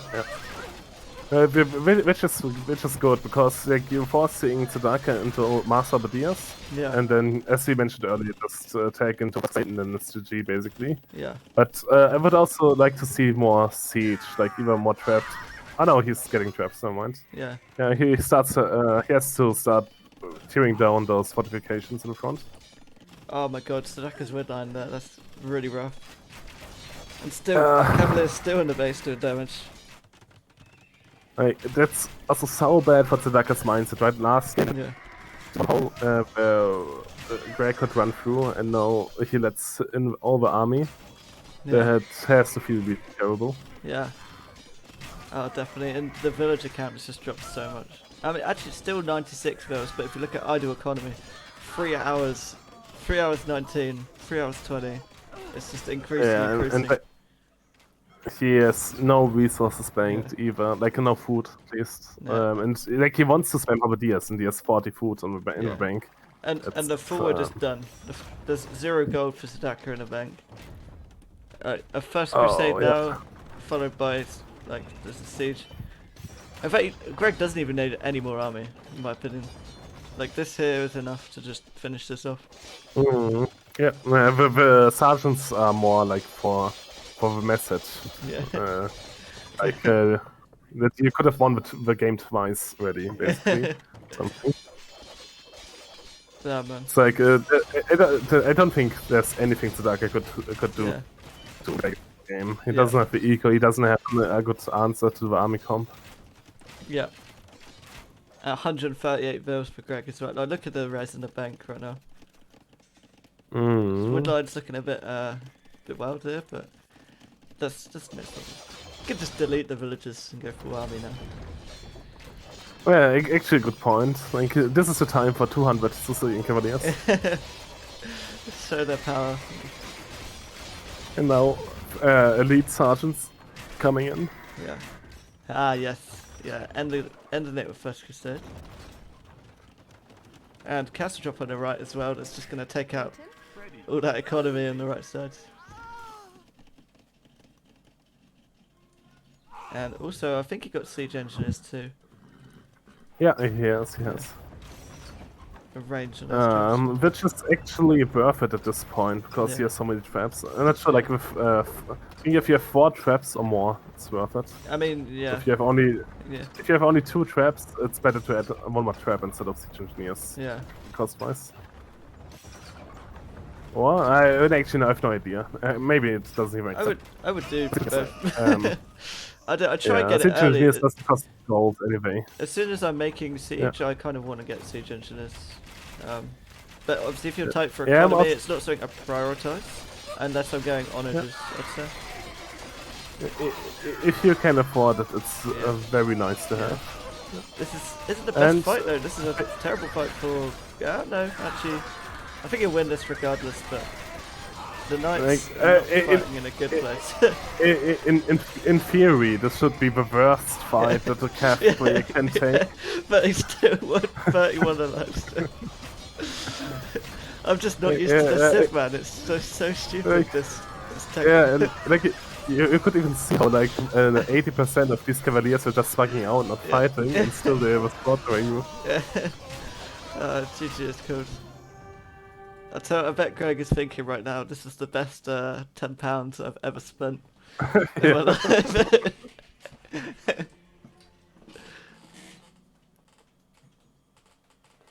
That was quite brutal, but yeah, like I think Tzedakah should have pressured earlier and like just do something clowny. Forward castle, the pressure with crossbows magnals. Don't let this happen. Because I'm not sure, like you should feel like this is a matchup you won't be able to win the 8th game if you played it at least if you played against the Sicilians. I mean, furthermore from that, if you invest in crossbow in Castle Age for relics, and you only get 3 relics, you should try and do something more with him. Obviously, it's denying the stone, but maybe just splitting them up a little bit more, or focusing on that left-hand stone too. Yeah. Well, yeah, as you said, just go for a castle drop or mangonel push, or make something happen in Castle Age. Tzedakah wasn't able to abuse the map control he had enough. Yeah. And that's basically it. Yeah. I'm not sure. Like he didn't even invest that heavily into crossbow. So he focused actually quite a bit on booming behind because he delayed fletching. Like he got it very very late, right? Yeah. Yeah. He Of only course. got the crossbow upgrade and made 6 of them. Yeah. Mm, So I'm just gonna go think to the Civ draft now as well. yeah, But yeah, you can continue on. Whatever you get to yeah. say. Like I really think just basically go a bit for Hoang push would have been Sadaka's best bet here. Yeah, I totally agree there. So that was Britain's down. So game number 4. Tzedakah, he has Malay, Byzantines, Koreans, Vietnamese, Lithuanians left. I feel like maybe Malay would be his call here. Like, I'm pretty sure he really likes Malay, and he feels very confident playing them. So, could be a very strong civ for him to pick here. Yeah, I think it would be either Malay or Koreans. Yeah, Koreans yeah, just like as like I would feel like Tzedakah is a bit tilted by now, yeah. So he's just and gonna then embrace the double castle wagon flip. yeah, exactly. Like, you But know but, what? maybe he would keep that for his last game. I'm Yeah, not sure. But I feel like Malay or yeah, Koreans. yeah. What do you think it would be for Greg? Uh, I know Greg has something prepared with Khmer. Um, thing is, I'm looking at his draft and he's running out of power civs. Like Frank's Khmer. I like Vikings. I have a strong strategy for Vikings, but it's kind of yeah. I feel like he's gonna want to win, like with the next couple games, because And if it goes to a best of 7 and he has Tatars, Magyars left over against stuff like Byzantines and Vietnamese, like could struggle quite a bit. Even Lithuanians. Actually no, I'm not a fan of Lithuanians anymore from the last update. I think they are not S tier anymore. I think they're No. A tier. Yeah. They are basically mostly good because of their 150 food bonus, which gives them like really nice Mm. build order to boom well, and they have good options for relic fight. The thing is, Um, I am 99% sure Tzedakah will not play like that with Lithuanians. I'm yeah, but 99% sure he will go full clown monk yeah, push. and then what's next thing? But like they still have a very very strong Yeah, monk all in, yeah, which is what keeps them in A tier. Because without that, they would be worse in ranks, basically, yeah. right? And if you look at as well, like at Tzedakah's draft, like obviously I think his main style in Arena is going for monk pushes, and Aztecs were sniped, Saracens were sniped, Toots were banned. Oh no, Beginner's banned. Oh no, he banned Toots. Never mind. But yeah, it's 2 main monk civs were sniped, so he only really has Lithuanians and Malay, and maybe Byzantines, but um, I think Lithuanians is the only one he'll play with a full monk push. Yeah, makes sense. And so, yeah, sure. I kind of would expect this will go to Melee versus Franks or Melee versus Khmer. Yeah, Um, yeah, yeah, I think if I was Greg, I would pick Khmer here, not Franks. yeah. Anyway, I'm gonna have a look at the 4th game. Game number 4, Byzantines versus Khmer. Oof. Oh, okay, yeah. Okay, that's rough for Greg. That's Yeah, really rough. that is horrible. I kind of forgot about Byzantines. Yeah. Okay, so I'm gonna pause at 10 seconds. Yeah. Okay, how many viewers? Oh, 3 viewers then. Yeah, I mean, it's Everyone's Saturday alright. evening. Yeah, Well, everyone's gone back out. Yeah, and just say when you got the yeah, game ready. I'm paused. Okay, let's go 3, 2, 1. Perfect. Usually we have Otto in the chat trash talking, right? But he's on vacation. Oh man, yeah, everyone's on If you, vacation actually. hmm, Yeah, fucking tryhards. yeah, man. So yeah, Byzantines Khmer. I think Khmer should really struggle here. Yeah, I would say like it goes down to big surprise, like power spike, haha. Like Khmer, uh, Khmer 3TC into fastish imp Arbalest with Seedram opening would kill Byzantines. Yes, that's a good point. Um, especially because most people don't expect Khmer to open with Arbalest because they like fumbling. Yeah, A lot of like I think like especially against Byzantines as well. Like it yeah, would yeah. just be a big brain move. Yeah, I think 9 of 10 Byzantine players would open with Halberdiers here against Khmer, Yeah, and then 100%. if you see the siege and Arbalists, you're kind of dead. It's like just a huge snowball, but that's something that has to happen early before Tzedakah can afford to take into more military. And this is quite easy to do with Khmer because of how strong the eco is compared to Byzantines. Yeah, I'm not sure if Greg will pull it off. I mean, obviously you saw the video I put in the chat earlier, didn't you? With Oh the yeah, that's 20 plus 0 Khmer FC builds that uh, God of the Godless done. I actually played that guy in a ranked game once. He's absolutely insane. Um, you played yeah. God of Godless, number one. No, no, no, no 1v1 man. Uh, Team game. okay, yeah, Yeah, this is ages ago. yeah. But It's basically why I was too late to cast because I was yeah, practicing the build myself. were you actually? I knew Yeah, you would like that one, man. yeah. I knew you'd love that. I would never see it coming. Holy Yeah, shit! And it was even yeah, against Ethiopians. Like he has yeah, had a really yeah, early uptime anyway. yeah. Like, He was dead. yeah, it's insane. Like, yeah, I'm definitely gonna try that on the ladder at some point. Yeah. Especially because like I always enable random civ, and like if it's not like if somebody doesn't enable Yeah, random civ, he's almost always Turks pre-picked for me yeah, at least. yeah, And then I feel like someone who wants to go castle drop Jennies yeah, might struggle against like yeah, 11 minutes as yeah. much. Like he'll push. Yeah, it's not even a smash, it's just full Scorpion and a Ram Man. But yeah, realistically though, I don't think Greg will be going for that, unfortunately. Yeah, But I think a good it's like thing could be just straight boom. Come on, straight boom. And like you're saying, Arbless Siege Ram could be very good catch off guard. But if it doesn't come up with that, maybe Scorpions could be alright that game. Use the mobility of Hussars. well, Tzedakah has Swarmot cans, Yeah, which are yeah, really strong against the Scorpions. But like I still think the Khmer boom and yeah, eco is so strong yeah, that like you can still overwhelm like an army that's yeah, supposed to counter you. yeah. Like you struggle against if you send in all your hussars into halberdiers, you will die. Yeah. I But mean, when if we played you that game as well, like, and I was Indians, and I mm, think you were Khmer, like, you nearly killed me. Like, I was going straight halve onager, like 99% of the game. As yeah, all I was making was halve onager, and you still broke into my base and nearly killed me at that point. Just yeah, because yeah. the eco of Khmer is so crazy good. Like, you can just overwhelm them, can't I'm wondering why didn't I just take the champions in that game? you? Because you wanted to go for West. Oh yeah, I went for ballista elephants as Yeah, well, oh, didn't yeah. I? That was You insane. went for elite battle elephant, elite ballista elephant. Oh my god.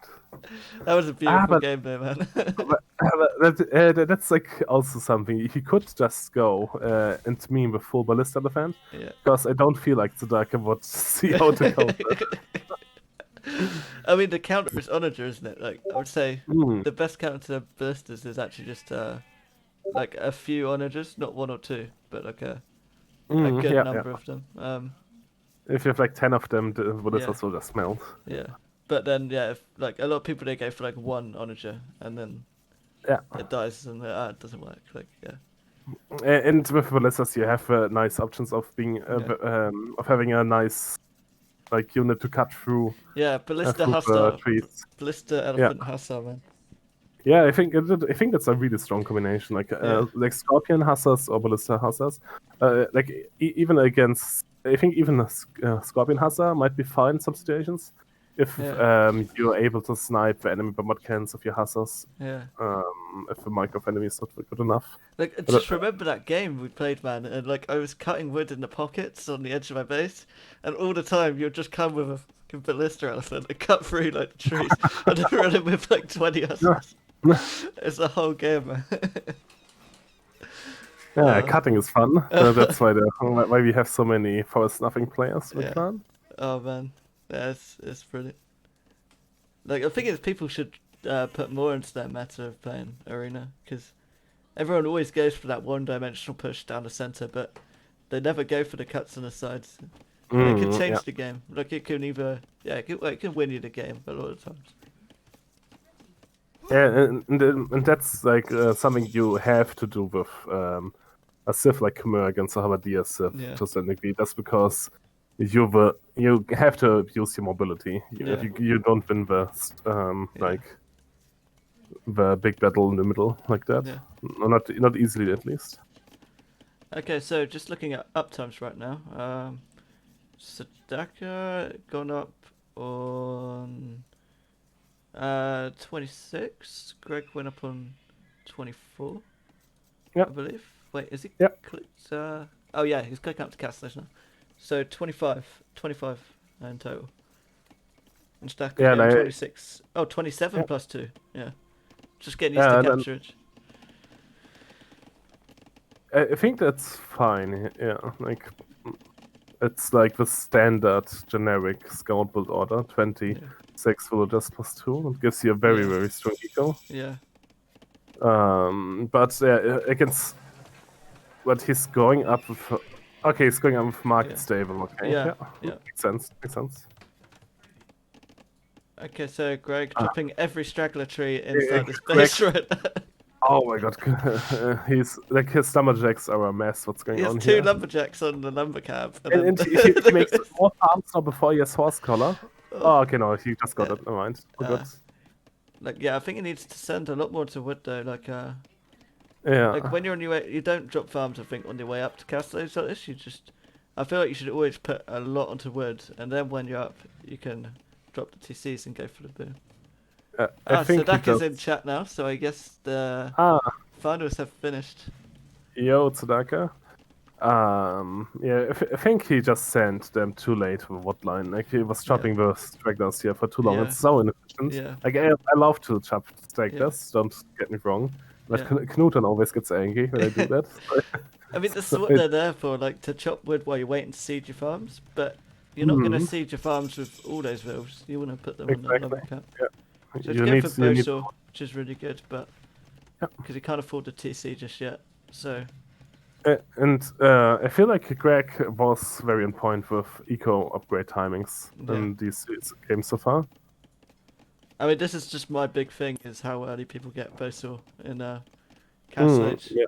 Because I think immediately you should get it. And he's actually delayed his TC. He's going for Monastery though, but he is on gold. Yeah, he made a mining camp. I think if you make a mining camp in gold with Khmer, it makes sense to make a monastery. But you're going to have no army to contest relics, and because I would ignore them at this case. Oh yeah, good point. Like, you have no army, like, to take up the spears. You're going to have to just convert them. Actually, I don't hate it too much, because from Byzantines you would expect a lot of spears. Yeah. And monks are really nice against those, especially Byzantine monks, because you will convert a spear, then they will fight, and you will heal them really quickly. Yeah. And spears do very little damage, and then your spear will eventually win. It's not that bad. If you can secure 2 relics, it would be very worth it. In 1, I'm not sure. Yeah, maybe just a close one outside his base. If he can somehow nab that. But he really needs to keep his scout alive. If he loses that, it will be very hard. Yeah. And Tzedakah TC now though, which I like. Tzedakah also getting Bosaw a bit later, but he's getting it early enough, I would say. Tzedakah's going for Monk Crush. Oh yeah, double monastery. Oh, let's go. And cheaper imp. Yeah, this is going to be like a monk to secure the mid.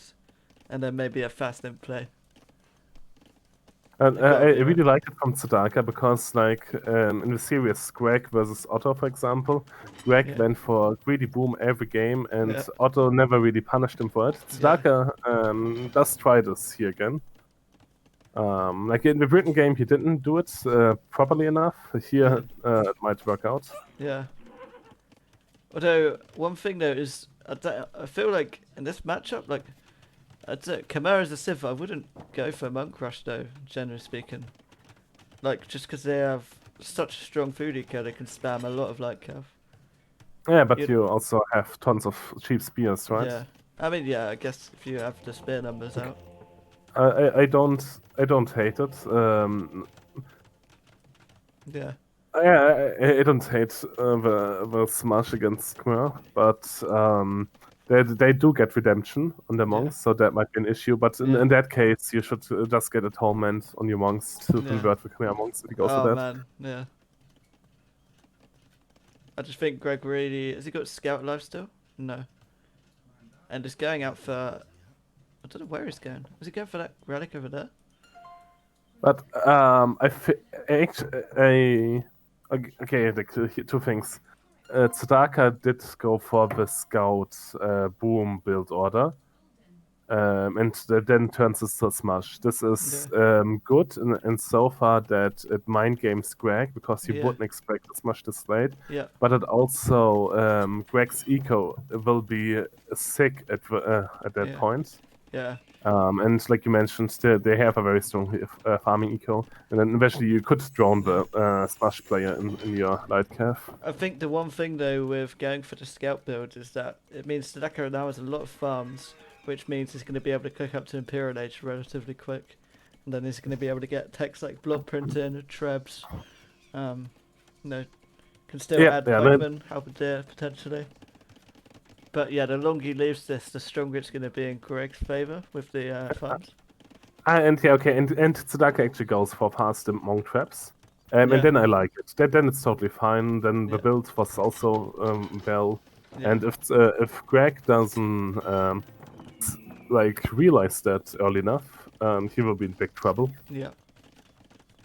It's actually a very, very dangerous push if you don't see it coming. Yeah. And I mean, Like, he's not going to have any scouting of this. Wait, oh, he has his monk alive. Wait, is monk scouting on the other room? That's brilliant, man. All the relics are gone, but, you know, still got a brilliant scout. That's... Like, I love being greedy, but I think that's a bit... yeah, I'm very overconfident by Greg. Yeah, yeah. I mean, if you think about it, like, he doesn't even have a blacksmith or a stable or anything. He's on 40C. 40C, man.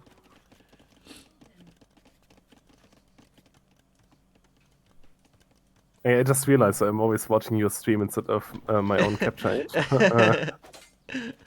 Classic, man. Okay, so he's lost a monk now. Damn, I think it's Tzedakah, yeah, he's up. If he just comes through with a castle and gets that castle up before he hits him, that's not going to happen, but... Like, yeah, I think a forward castle drop, and then, like traps and monks and spears will kill Greg, to be honest. I think if Greg can, if Tzedakah can get the castle before Greg spots it, be really huge. That's going to be completely out of vision too. Yeah. Yeah, it's I think it's a bit too far away. I would make it closer to the gold. Yeah. Because there's no gate close by, right? And yeah, you can make it a little bit more forward. Yeah, and he knows that there are no buildings there that would scout it. But it's still like a good castle. Just could be a little bit closer. I mean, just the surprise of like when you see a castle coming, you get time to. Wait, Greg is suspected something. Or maybe he just got mega housed. Yeah, he got mega housed. Yeah, but now he knows that Tzedakah's imp, right? He has to do something. He has to know that something is coming. And he's nowhere near clicking up. Like. And he's getting a blacksmith. He wanted to make a. Oh, now he clicked. No. Oh, he must have cancelled some stuff. Yeah, it needs blacksmith, so some stables out. I don't know what he's gonna go for, man. Like he has sort of nothing. Okay, stable.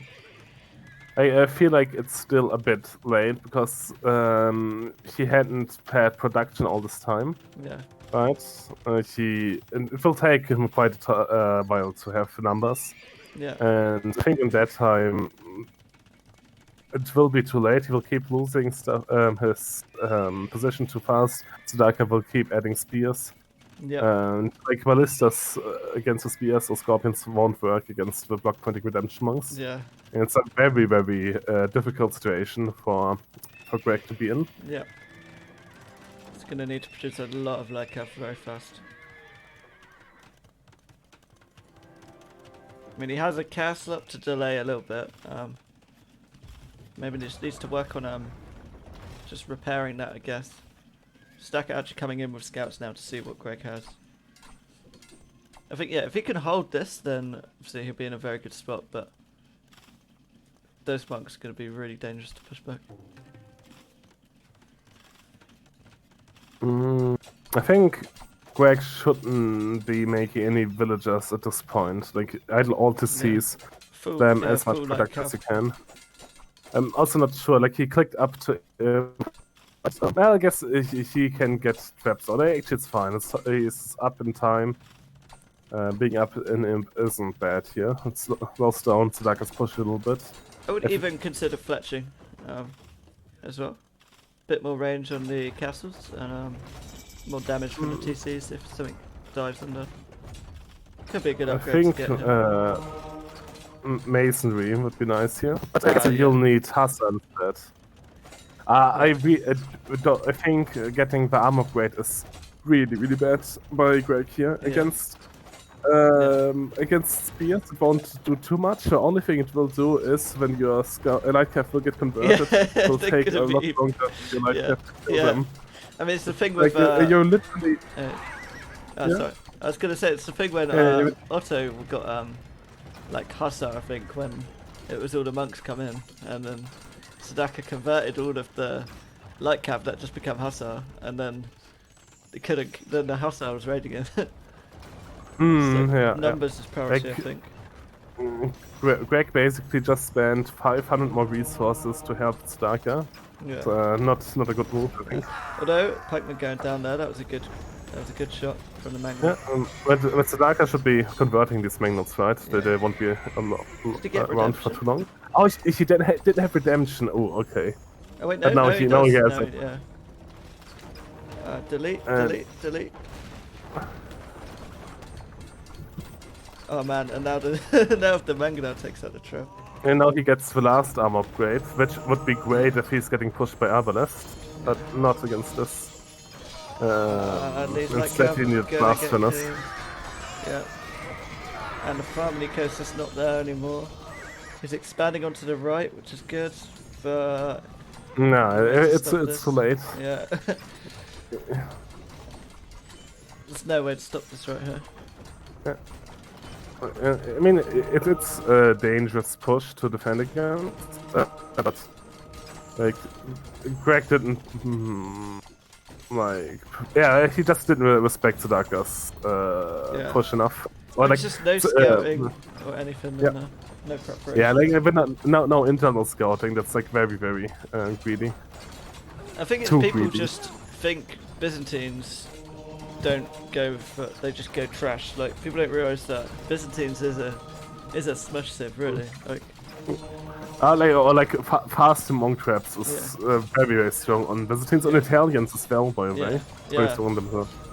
Yeah, definitely. On Malay as well. Like there are some sieves who can do this very, very well. Yeah, I mean even Aztecs, well, that's the main people try it with.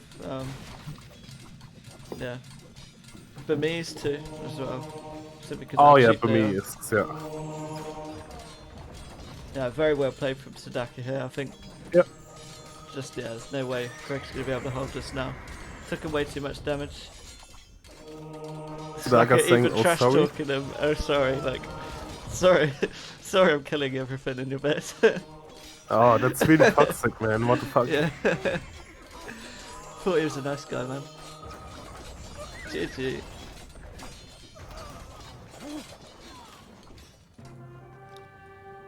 Well played, so 2-2. God, I feel like this is going to be a 7-game series. And the rest of the Rex countdown started. Ah, okay. Oh, it was standard victory. I guess admin win Greg then. Yeah. I think Tzedakah hosted as well. Yeah. But yeah. So this is actually 3-1 then to Fac Et Spera. Actually,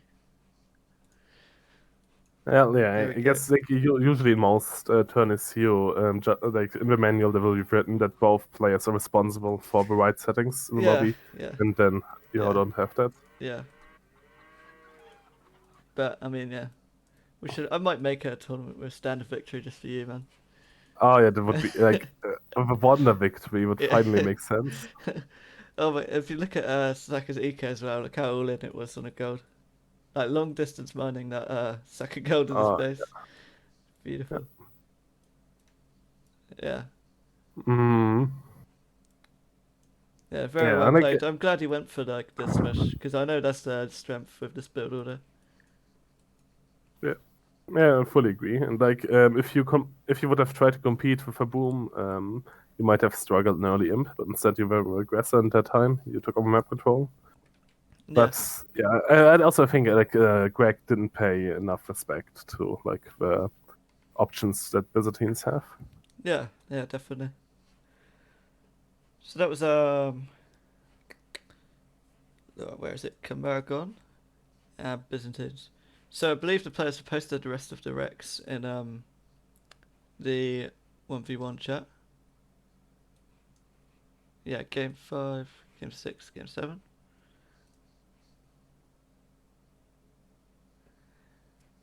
So I think I'm just going to take a quick couple minutes, Rex, just go bathroom quickly.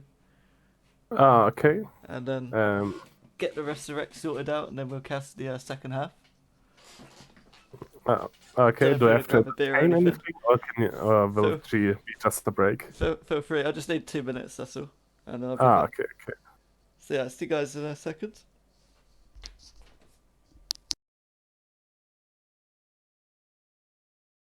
Um, like basically both me and Motions. Oh yeah. Like Tzedakah says, "What do you think about the draft?" I'm late. Both Motions and me said in the beginning that the draft feels like very fitting to the players. Like Greg having a lot of siege and cav options in his draft, which fit his playstyle. Meanwhile, Tzedakah having some like clownish or smash sieves in his draft, which also fits his playstyle. Like we just saw the fast among 12 Byzantines. They don't have to do that, but they can do that very well. As well can Lithuanians, as we can do Slavs. Like but usually you don't see it with Slavs, but they're very strong at it as well. And both drafts were very good. I think I like Tzedakah's draft a little bit more though. Like of course, like I fucking love Sicilians, like my favorite Civ. But Greg has a couple more questionable Civ choices. Like of course you can make Magus work, you can make Tetras work, but there are Civs that you would prefer over them, I would say. Well, actually, so there were so many Civs I picked already.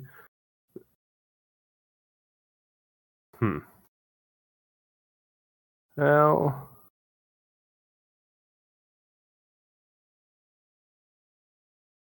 yeah, no, like I would prefer, let's say, where Portuguese picked. Example, Portuguese over like the second row in Greg's draft or something.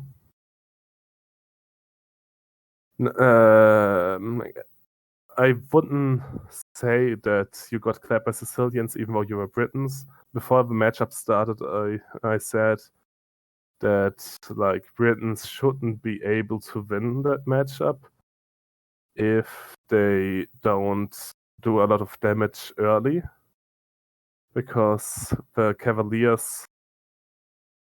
I'm not sure about the numbers. I think like an Halberdier has like 35 bonus damage against Cav, right? Or like even less, 34? I'm not sure actually. Um, let's say 34, and Sicilian bonus damage gets halved, so you only do 17 bonus damage per hit with a halberdier. I think spears have 15 bonus damage, so your halberdiers do about the same bonus damage to the Sicilian knight line as normally a spear would to knights.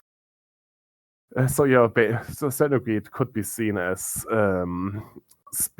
strong spears fighting cavaliers. That's not a fight you can take pop efficiently. Yes, plus 32. Yeah, so 16 bonus damage only, and spears do like 15 or something.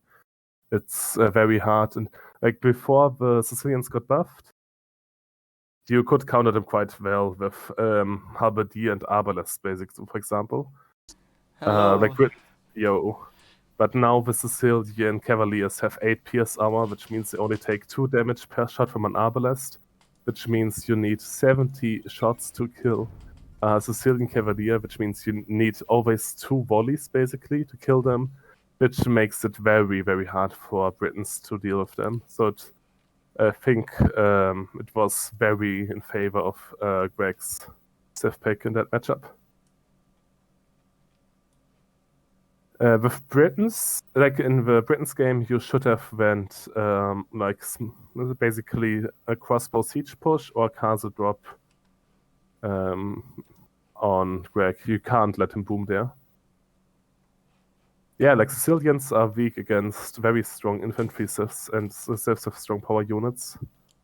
But like Britons will struggle against them. Which I think is great, because Britons have very few bad matchups. They are way too oppressive. I think they just have no answer to Sicilians, man. Like, it's nice. Like, you're not Heimer. Yeah, believe me.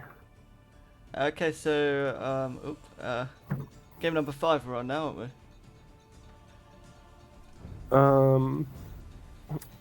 I just fuck. Have you got the Rex, everything? I forgot to download them. That's all good. It's in the archive. I'm just gonna pause at 10 seconds to wait for you to catch up. Yep. Or I can start if you want to just catch up with it. Yeah, I'll catch up. All good. Okay. So the matchup we have here, guys, is Malay versus Magius. Yeah, very interesting here. Just gonna start the game. I think Malay, probably one of Tzedakah's top civs here.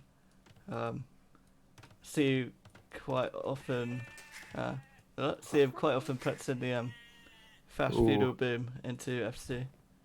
Like I would say most of the time Malay should win that, right?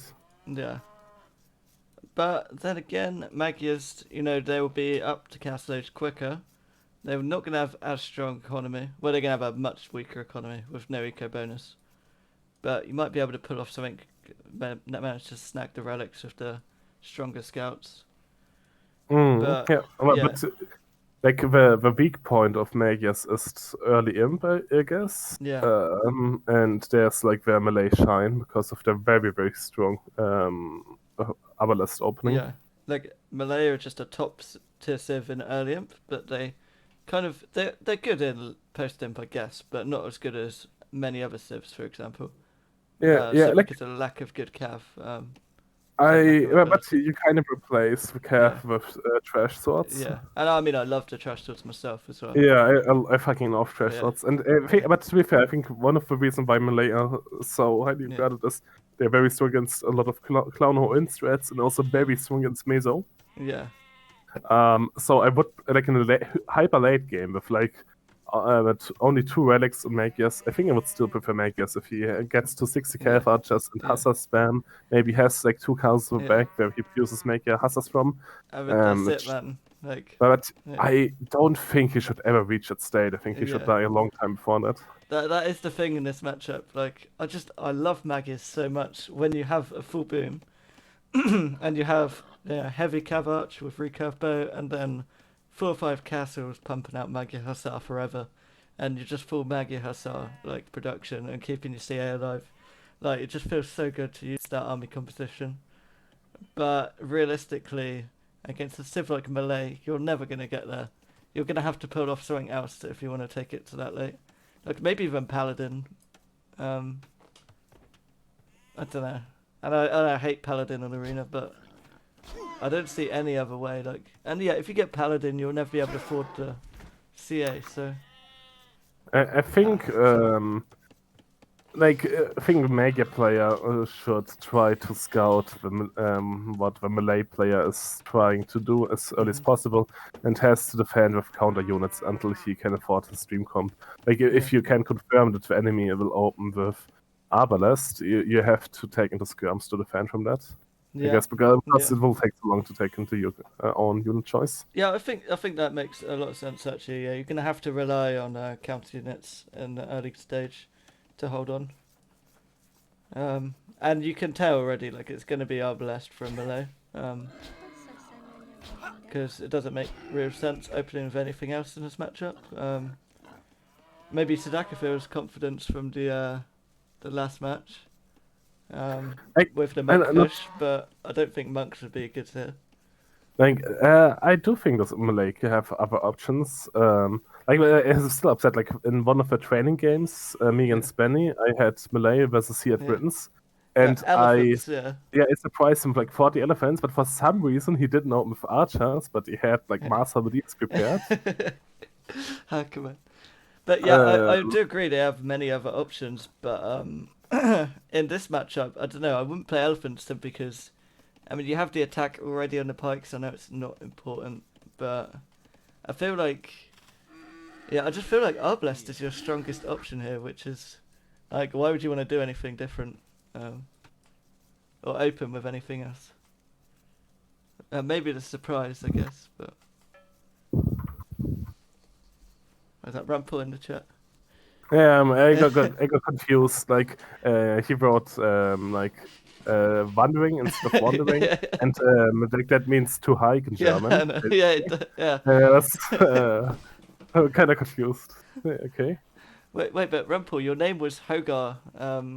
This isn't Rumpel. This is a Smurf who's taken his name. Maybe he renamed himself. Yeah, he changed it. Oh yeah. Rumble playing so many mind games at the same time. Hey, what you said, yeah, I do agree though. Melee can have different openings to Arbalest. I mean, definitely with the elephant or even Halbonager, but I feel like if you're playing against Magiers, they're going to want to go Cav Archer, so you're just going to want to deny them the ability to go straight Cav Archer. I think Arena sometimes boils down to mind games, and then it's sometimes really hard to decide for what army comp you should go for. Because like you always have these straightforward meta army comps, but you can play around those and surprise the enemy. Yeah, well maybe forward range. Have range on the wall with a flag, make it look like archers are coming, and then you mass 50 elephants in the back of your base. And then come forward with atonement monks. Never know. Yeah, like I played like a 2K player last week, like Flying like Django, or like 1900K. Oh yeah. And like I was Byzantines, we was Bulgarians. I made forward barracks, made halberdier, like I had pikes at that point. Made off pikes, shot them to him. He prepared tons of long swords, and meanwhile I was taking to crossbows behind that, and then he got slaughtered. Wait, what's it for you? Byzantines. Oh right, nice. But it did go a bit longer. He took me to onagers afterwards, and I had bombard cans and just. Just died to a bombard cannon micro, basically, and then he died. Because Bulgarians have issue that they don't have good monks, so you can't go to monks to defend from bombard cannons like last two. Yeah, of course. Yeah, monks are actually so good at dealing with BBCs. Yeah, I think they're underused in late game in the arena. Yeah. I've been using them to convert cannons a lot more in team games actually. I found it's actually really effective if you have a couple in the field, even just for healing up your army while keeping them in the back. Yeah. Actually, yeah, especially with Byzantines, man. that bonus. So yeah, Tzedakah actually gone for the 22 plus 10 build, I believe. Looks like he will be able to click up as well. I always mess up this build order, man. I end up getting on, like up on like 33 or something like that. Like yeah, but I don't think like, it makes it a bit harder if you want to contest relics, but it's no biggie. It's you will still have an insane economy with that. And yeah, Greg gone for the 27 plus 2 build. Greg either needs to prepare houses if he wants to contest relics. I'm not sure why he isn't making any. Yeah. He has the resources to start bringing army, but he doesn't have the houses. He likes to get housed, man. That's his thing. I understand. He makes his house when he needs the house. I'm not convinced about. Oh my god. Oh no, he has horse color. Yeah. Never mind. Oh god. What, Tzedakah? No, Greg. Yeah, Greg. both of them have upgrades. I think that's already really good. Like in the, for example, a higher bracket of the Clown Cup, there have been quite a lot of games that people would actually forget a lot of eco upgrades. Yeah, like wheelbarrow for the whole game, or horse color for the whole game. Yeah, like Spoon that Spenny was quite famous for that, right? Yeah. I mean, it's been especially in a like final series, it can happen quite easily. All the stress. Also, when Alakai played Maxfield, I think Maxfield had like insane boom with Khmer, like 120, 130 villagers, but he only had horse collar and like no wheelbarrow or handcart. Oof, yeah. And Alakai still dies with Koreans. So it was bad, man. Okay, both open with scouts. Yeah, and actually uptimes are very similar. Yeah, fair play. And normally with Melee you're a little bit later, but yeah, I think Greg went for the later build, didn't he, for the scout opening? And Tzedakah had a good build. No issues there. Dropping at his immediately, delaying bows a little bit. I think he... Yeah. I'm not sure. He can afford it now, I guess. If he delays... I'm not sure. Like, to be honest, I would delay army a little bit before I get with... No, I would get both for the army before I get the thing to see. Yeah. But it just depends on how much you want to relics, I guess. 100%, yeah. Also, I really like how Greg's actually gone for light cav. I just hope he doesn't add any more spears in. Because he has discounted light cav right now. And if he just makes a couple more and keeps them grouped together, like, he has both attack upgrades. Oh, he really needs to get that monk though. And it just runs away. He should win the spear fight here as well. Yeah, quite convincingly. Yeah. So right. Monk there. Don't want to give up that light cav for free.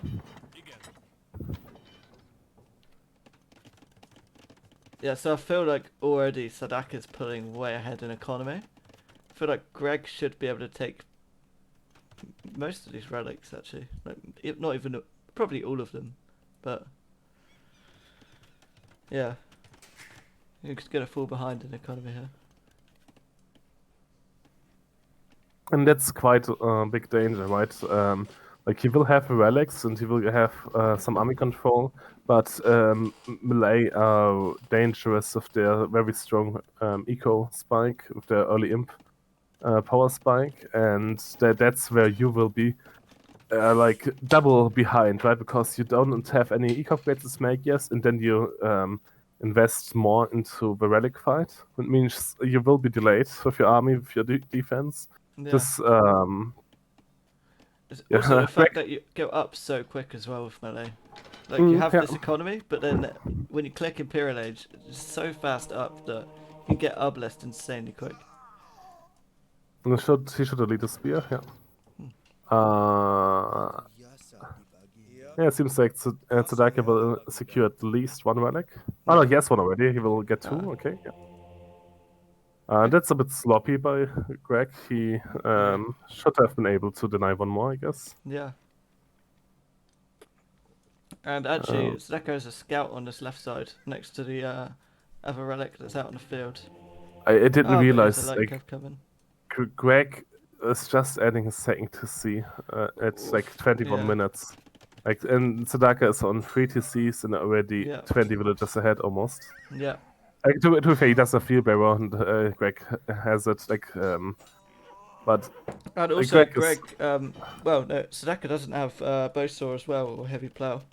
Oh, okay, that hurts actually. Like, both source like 4 villagers here with his lumberjacks, Yeah. right? But still, it's quite dangerous. As soon as he gets those upgrades, Yeah. he still has some eco lead. Yeah.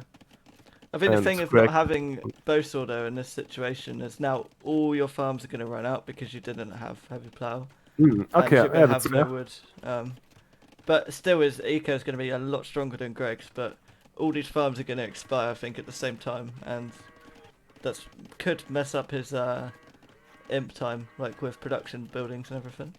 Yeah, it will delay him a bit. Yeah. Like, even if he's able to click up, he's not going to be able to produce much because he's going to need to receive farms. But to be fair, like all these farms he made with Horse Collar, right? Those were his feudal boom farms. Ah, of course. Yeah. So it's not like Yeah. he should have gotten a heavy plow now before he reseeds them. But Yeah. then the timing is fine. Yeah, I'll give him that actually. It's still like Greg's still on 2 TCs. Like his resources look like he's trying to click up with 2 TC. But I wouldn't see the reasoning behind that. Yeah, I just don't think that's how you play Magi's. I think you need, like, if anything, you need like 40C. Yeah, it feels like his eco balance was just off this game. He had too many on farms and didn't have enough on wood to make another TC. I think just had a lot of focus on taking the relics and winning the map control. Now he's adding a siege workshop. I guess he's actually trying to click up. He's making a siege workshop as second building. I mean, I'm up for very 50 curious vils though. about it. 50 vils and up, like. Oh, that's terrible. Oh no, like he can't do that. Going up for 50 vils as Nagus doesn't make any sense. He won't be able to afford any army really. Yeah. Okay, let's say he will be able to afford like 10, 20 cavaliers in the end. Yeah. But middle star, he will have a hard time replenishing them. I think maybe he's just a bit scared of the melee boom and uptime. Because I mean, you know how dangerous it is when they have to R-blast really fast. Maybe he feels like he needs an immediate answer, but if you're better off, in my opinion, of just going 40C and then playing knights or something to hold, or I don't know, or maybe just a castle to buy you some time.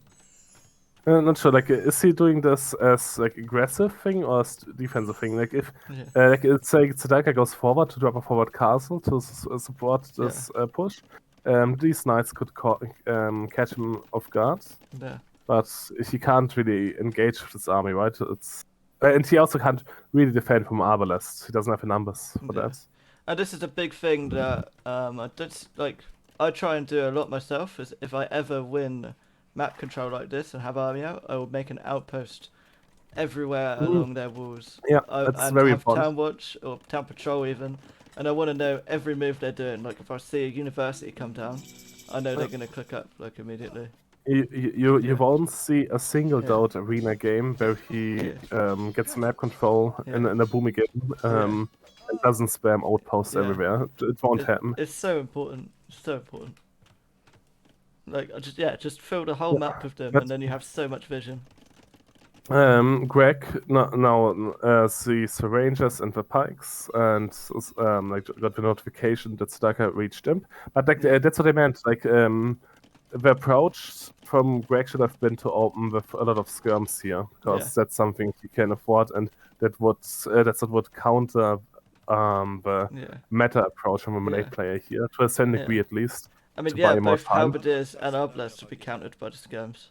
Yeah, and he gets fully upgraded skirms, right? There's no reason for him not to go for that. Like, of course, like as soon as Tzedakah adds enough bombard cannons, he will struggle, but still just like measure to bridge the time you need to take him to your Hussar Cav Archer. Yeah, now we see Greg actually going straight for CA, and I just think, like, to get to that, you need the heavy CA, which is a very expensive upgrade, and then you can need husbandry. Well, husbandry bloodlines you should probably have for your knights anyway, but you need bracer, chemistry, ballistics. Just so many upgrades to do to make them effective, and they still die to arbs until you have the mass. To be fair, Tzedakah's push is a bit slow, maybe because of the lack of eco upgrades, because he's still lacking Yeah. upgrades. But like, Greg should have really added a 30C by now, like a TC on his main guild, for example, later. That TC on the woodline is back, Yeah. and delete the walls there. He needs a lot more eco. It's 30 minutes into the game, he only has 67 villagers. Yeah. That's very, very little. Yeah. And now he's trying to make two net choices at the same time, I feel like, with too little eco. Oof. Like he doesn't have a wood to go for calf archers, but he's still trying to force it. Yeah. And that mangonel there wasn't going to do anything here, although he's going to clean up the pikes. Maybe he can clean up the crossbows here. I think you should commit to that fight if you just killed the pikemen. Like, clean up those crossbows before they become arbs, shouldn't you? Yeah, I thought that but would he have has been a good sprays and fight. chemistry already. Yeah. Yeah, like they have I mean, chemistry and sprays already. Like the arbalest upgrades won't do that. Like Yeah.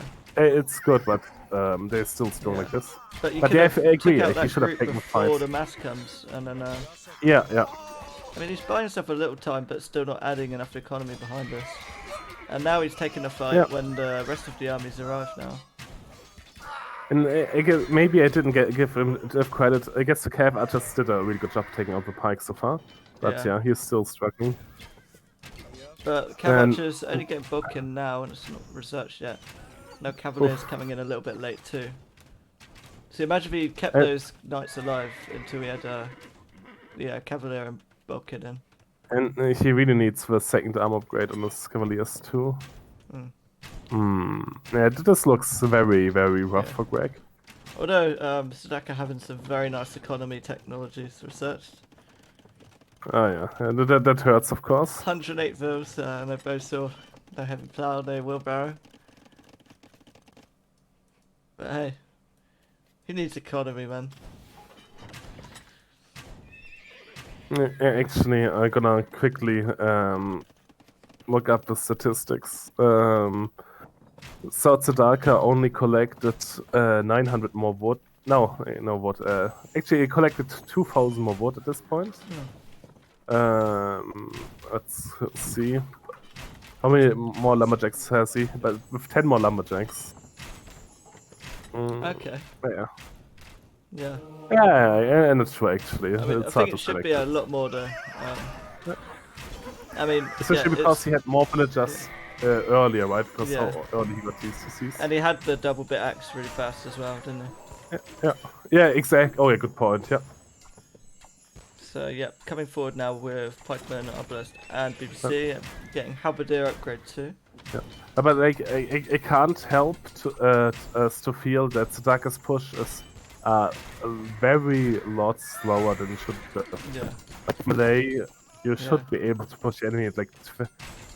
Okay, no, they went for relic fight, but I think you should start pushing it like 28 minutes latest, and just like 35 minutes in the game. And I mean, like Greg has bought so much time. Like he should have been adding TCs behind this. Yeah. Like yeah. If he added some TCs right now, like while he delaying all this push, he would have been in a really good spot, I think. Or a much better spot, I guess. Yes, the buildings he made in front of his base are still buying a little bit of time, but but his army mainly consists of light cav and not going to do much against Halberdier Arbalest. Well, to be fair, like Tzedakah is missing. Oh no, he just got the last armor upgrade from Sabadeus. Yeah, no, it's quite strong. Yeah, and I think right now this push is not going to be stopped. I'm not sure. Let's see. This could go. Yeah, we'll see. Okay, very sloppy micro by Greg. Just sending the light cav straight into the. Yeah. And GG's cool. Okay. Yeah.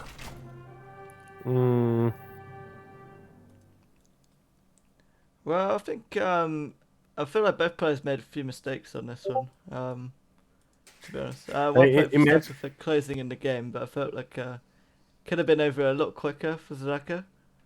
Like I felt Tzedakah could have ended it a lot quicker, but Greg also could have held on with that much time.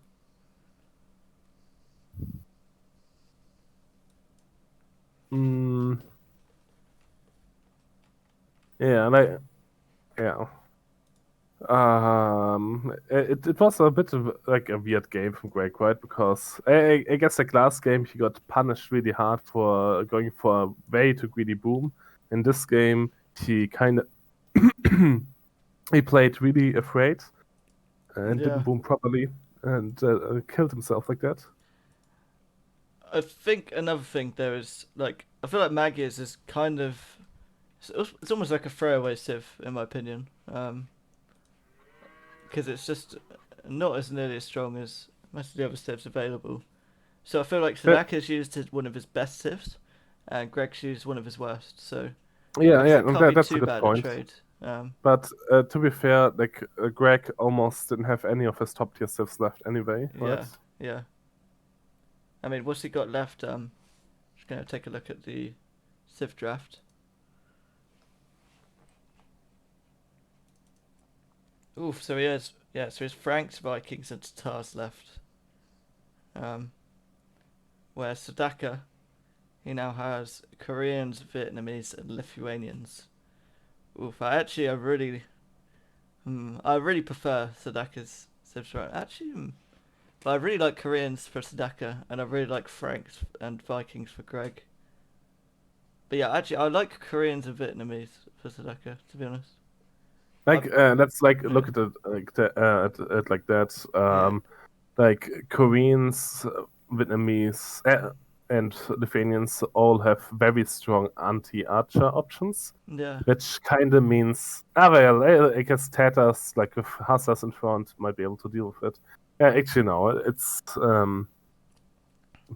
like both mm. drafts have answers to the other civs. So I think Lithuanians will be played like a smash type style, um, which I think Franks could be good with dealing with, but Vikings may with the through wheelbarrow. So I think all three of those civs Greg has can survive a monk rush maybe. Um, I think they have decent Yeah. options to deal with it. I feel from remaining civs, the matches could go either Yeah, way. Like, don't have anything yeah, that they yeah, really hate. yeah, But like, Koreans could be a bit dangerous, I guess. yeah, Like if Greg doesn't respect the Warwing play, and like yeah. Franks have it, actually not sure how Frank monks are. I don't think they're too good. Vikings have awful monks. Tatars, I'm not sure. Like against Koreans, you kind of need decentish monks to defend early castle if you don't go for defensive castle. I mean, yeah, we could go. Yeah, we could go for defensive castle and maybe like you can maybe go for pikemen and when you're up to imp with Viking, like chieftains possibly chieftain pikemen get extra HP, you get extra bonus damage. Although it's a very Uh, expensive tech. Like war wagons just die to pikes, man. Like if you yeah, have a lot but of like them. more to halberdiers than to pikes. Like Yeah, chieftains is worse against cav than yeah. halberdier, right? Yeah, of course, of course. It's better It's mainly against for like berserks, isn't it? Like I yeah, think that's and like it makes the pikes good against other trash units, right? Because they have more flat damage, mm, but they will have less damage output against cav units, basically. yeah. They do have So like more they HP though, so they can actually reach the yeah yeah. they can reach them. I don't know why they don't just give Viking halberdier like Oh, I think that would be awesome, man. that would be a bit oppressive. That's what we want, man. Like They already and you struggle enough still against onagers, man.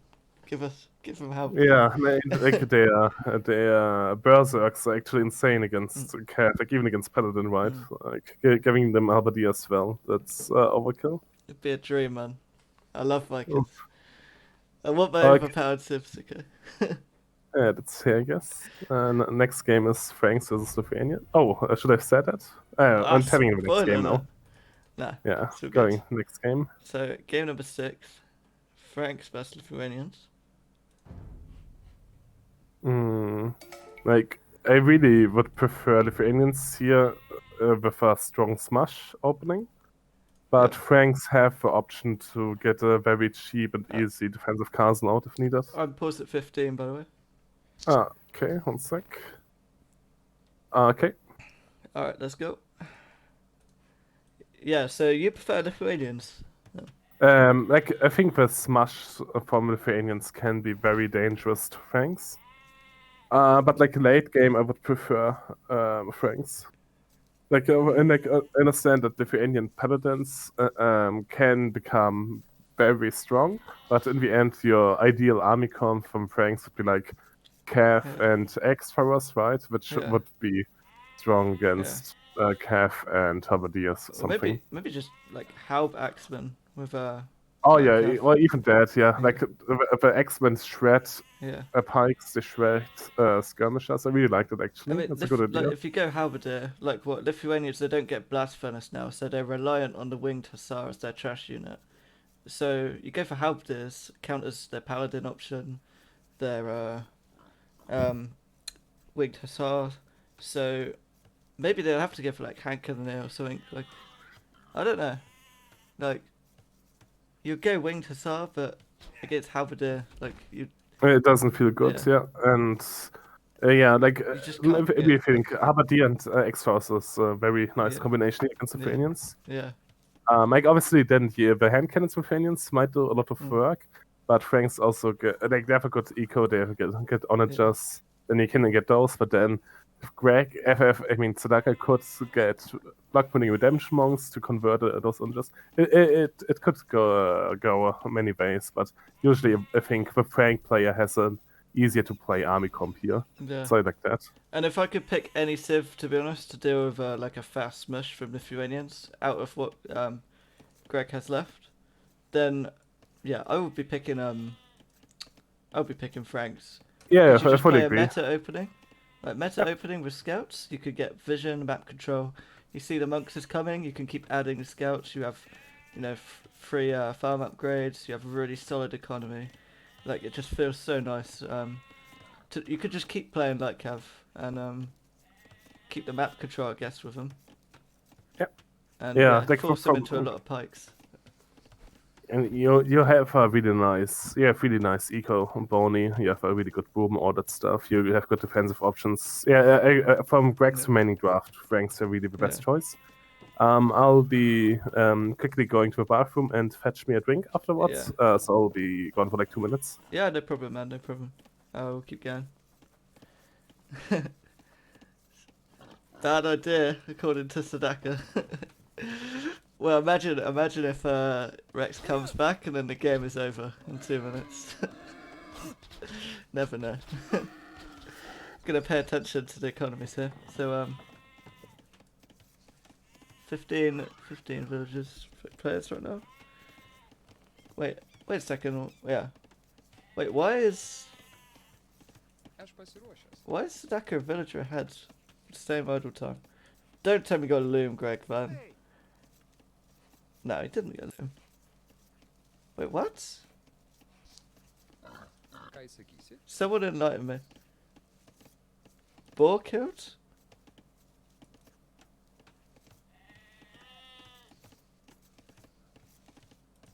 Eco death. Oh my, Greg lost a build to the boar. Oh man. Oof. Sorry, Greg, man. Rip. I missed that.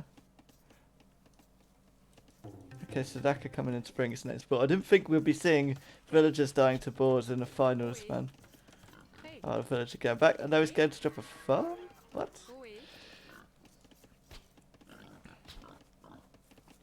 Gonna hype it up when Rex comes back. Oh, now villager going here. Oh, pressure is on Greg.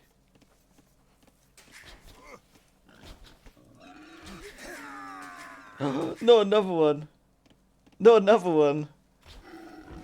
Oh my god. Oh my god.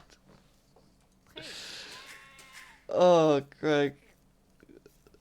You have to win this game, man. Wait, what? Oh, damn.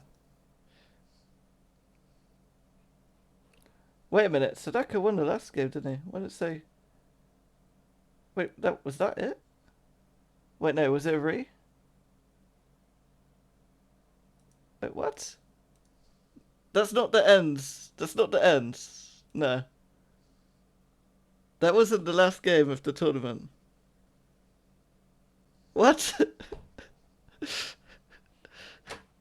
Was this? What's this last recording file for? Don't tell me this is how the tournament ends right here, man. Oh man, what's happened? Okay, I'm back. What happened? So Tzedakah's won the game. He's won the tournament 4-2. Okay, nice. Oh my god, what the fuck? What the fuck? It was too late for we. Yeah. So let's take another look at this. I don't know if you want to just watch my stream, the Twitch stream. I'm gonna restart the game. Just so we can see this. He called the game before as well. Like, I still would have played then. Like, yeah, can you see the stream, Rex? Yeah.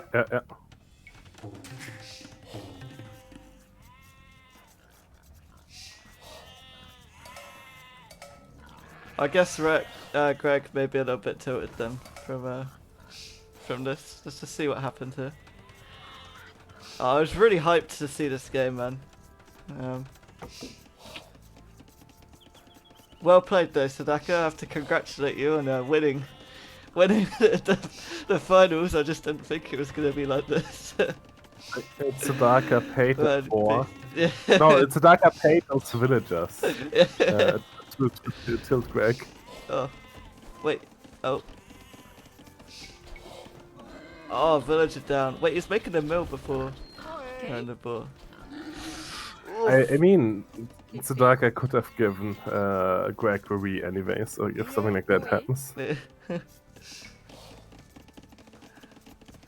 But damn, man. That's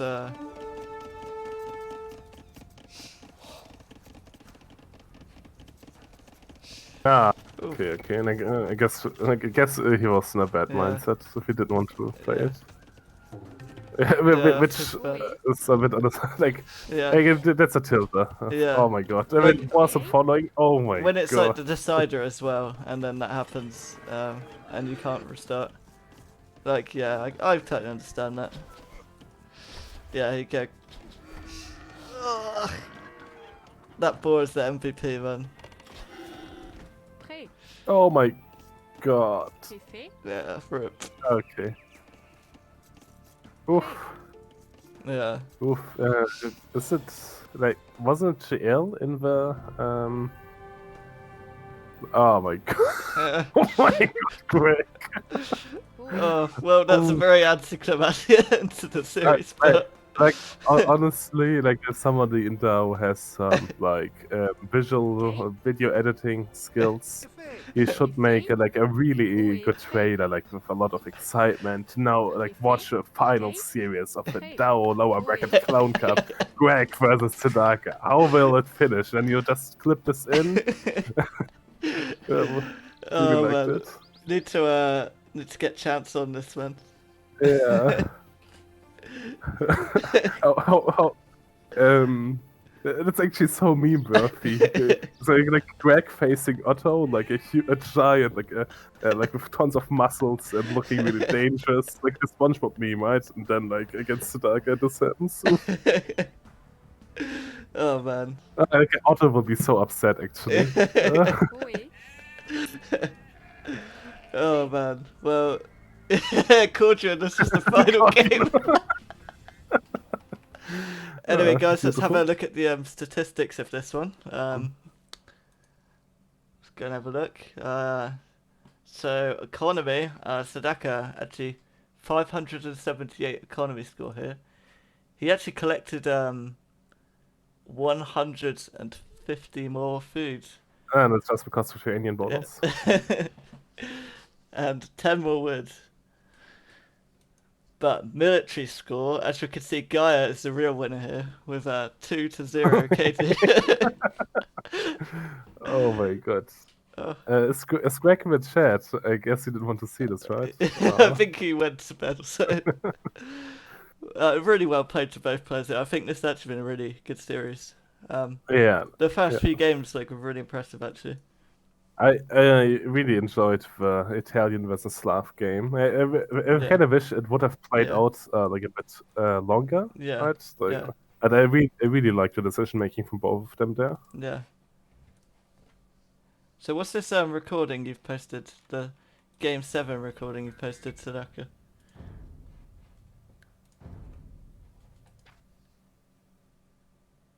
Oh, it's your match you played earlier. We will see. Actually, yeah, I saw Tzedakah practicing strategy. This is the strategy he was gonna do. I actually witnessed him playing it earlier. We can have a look if you want, Greg.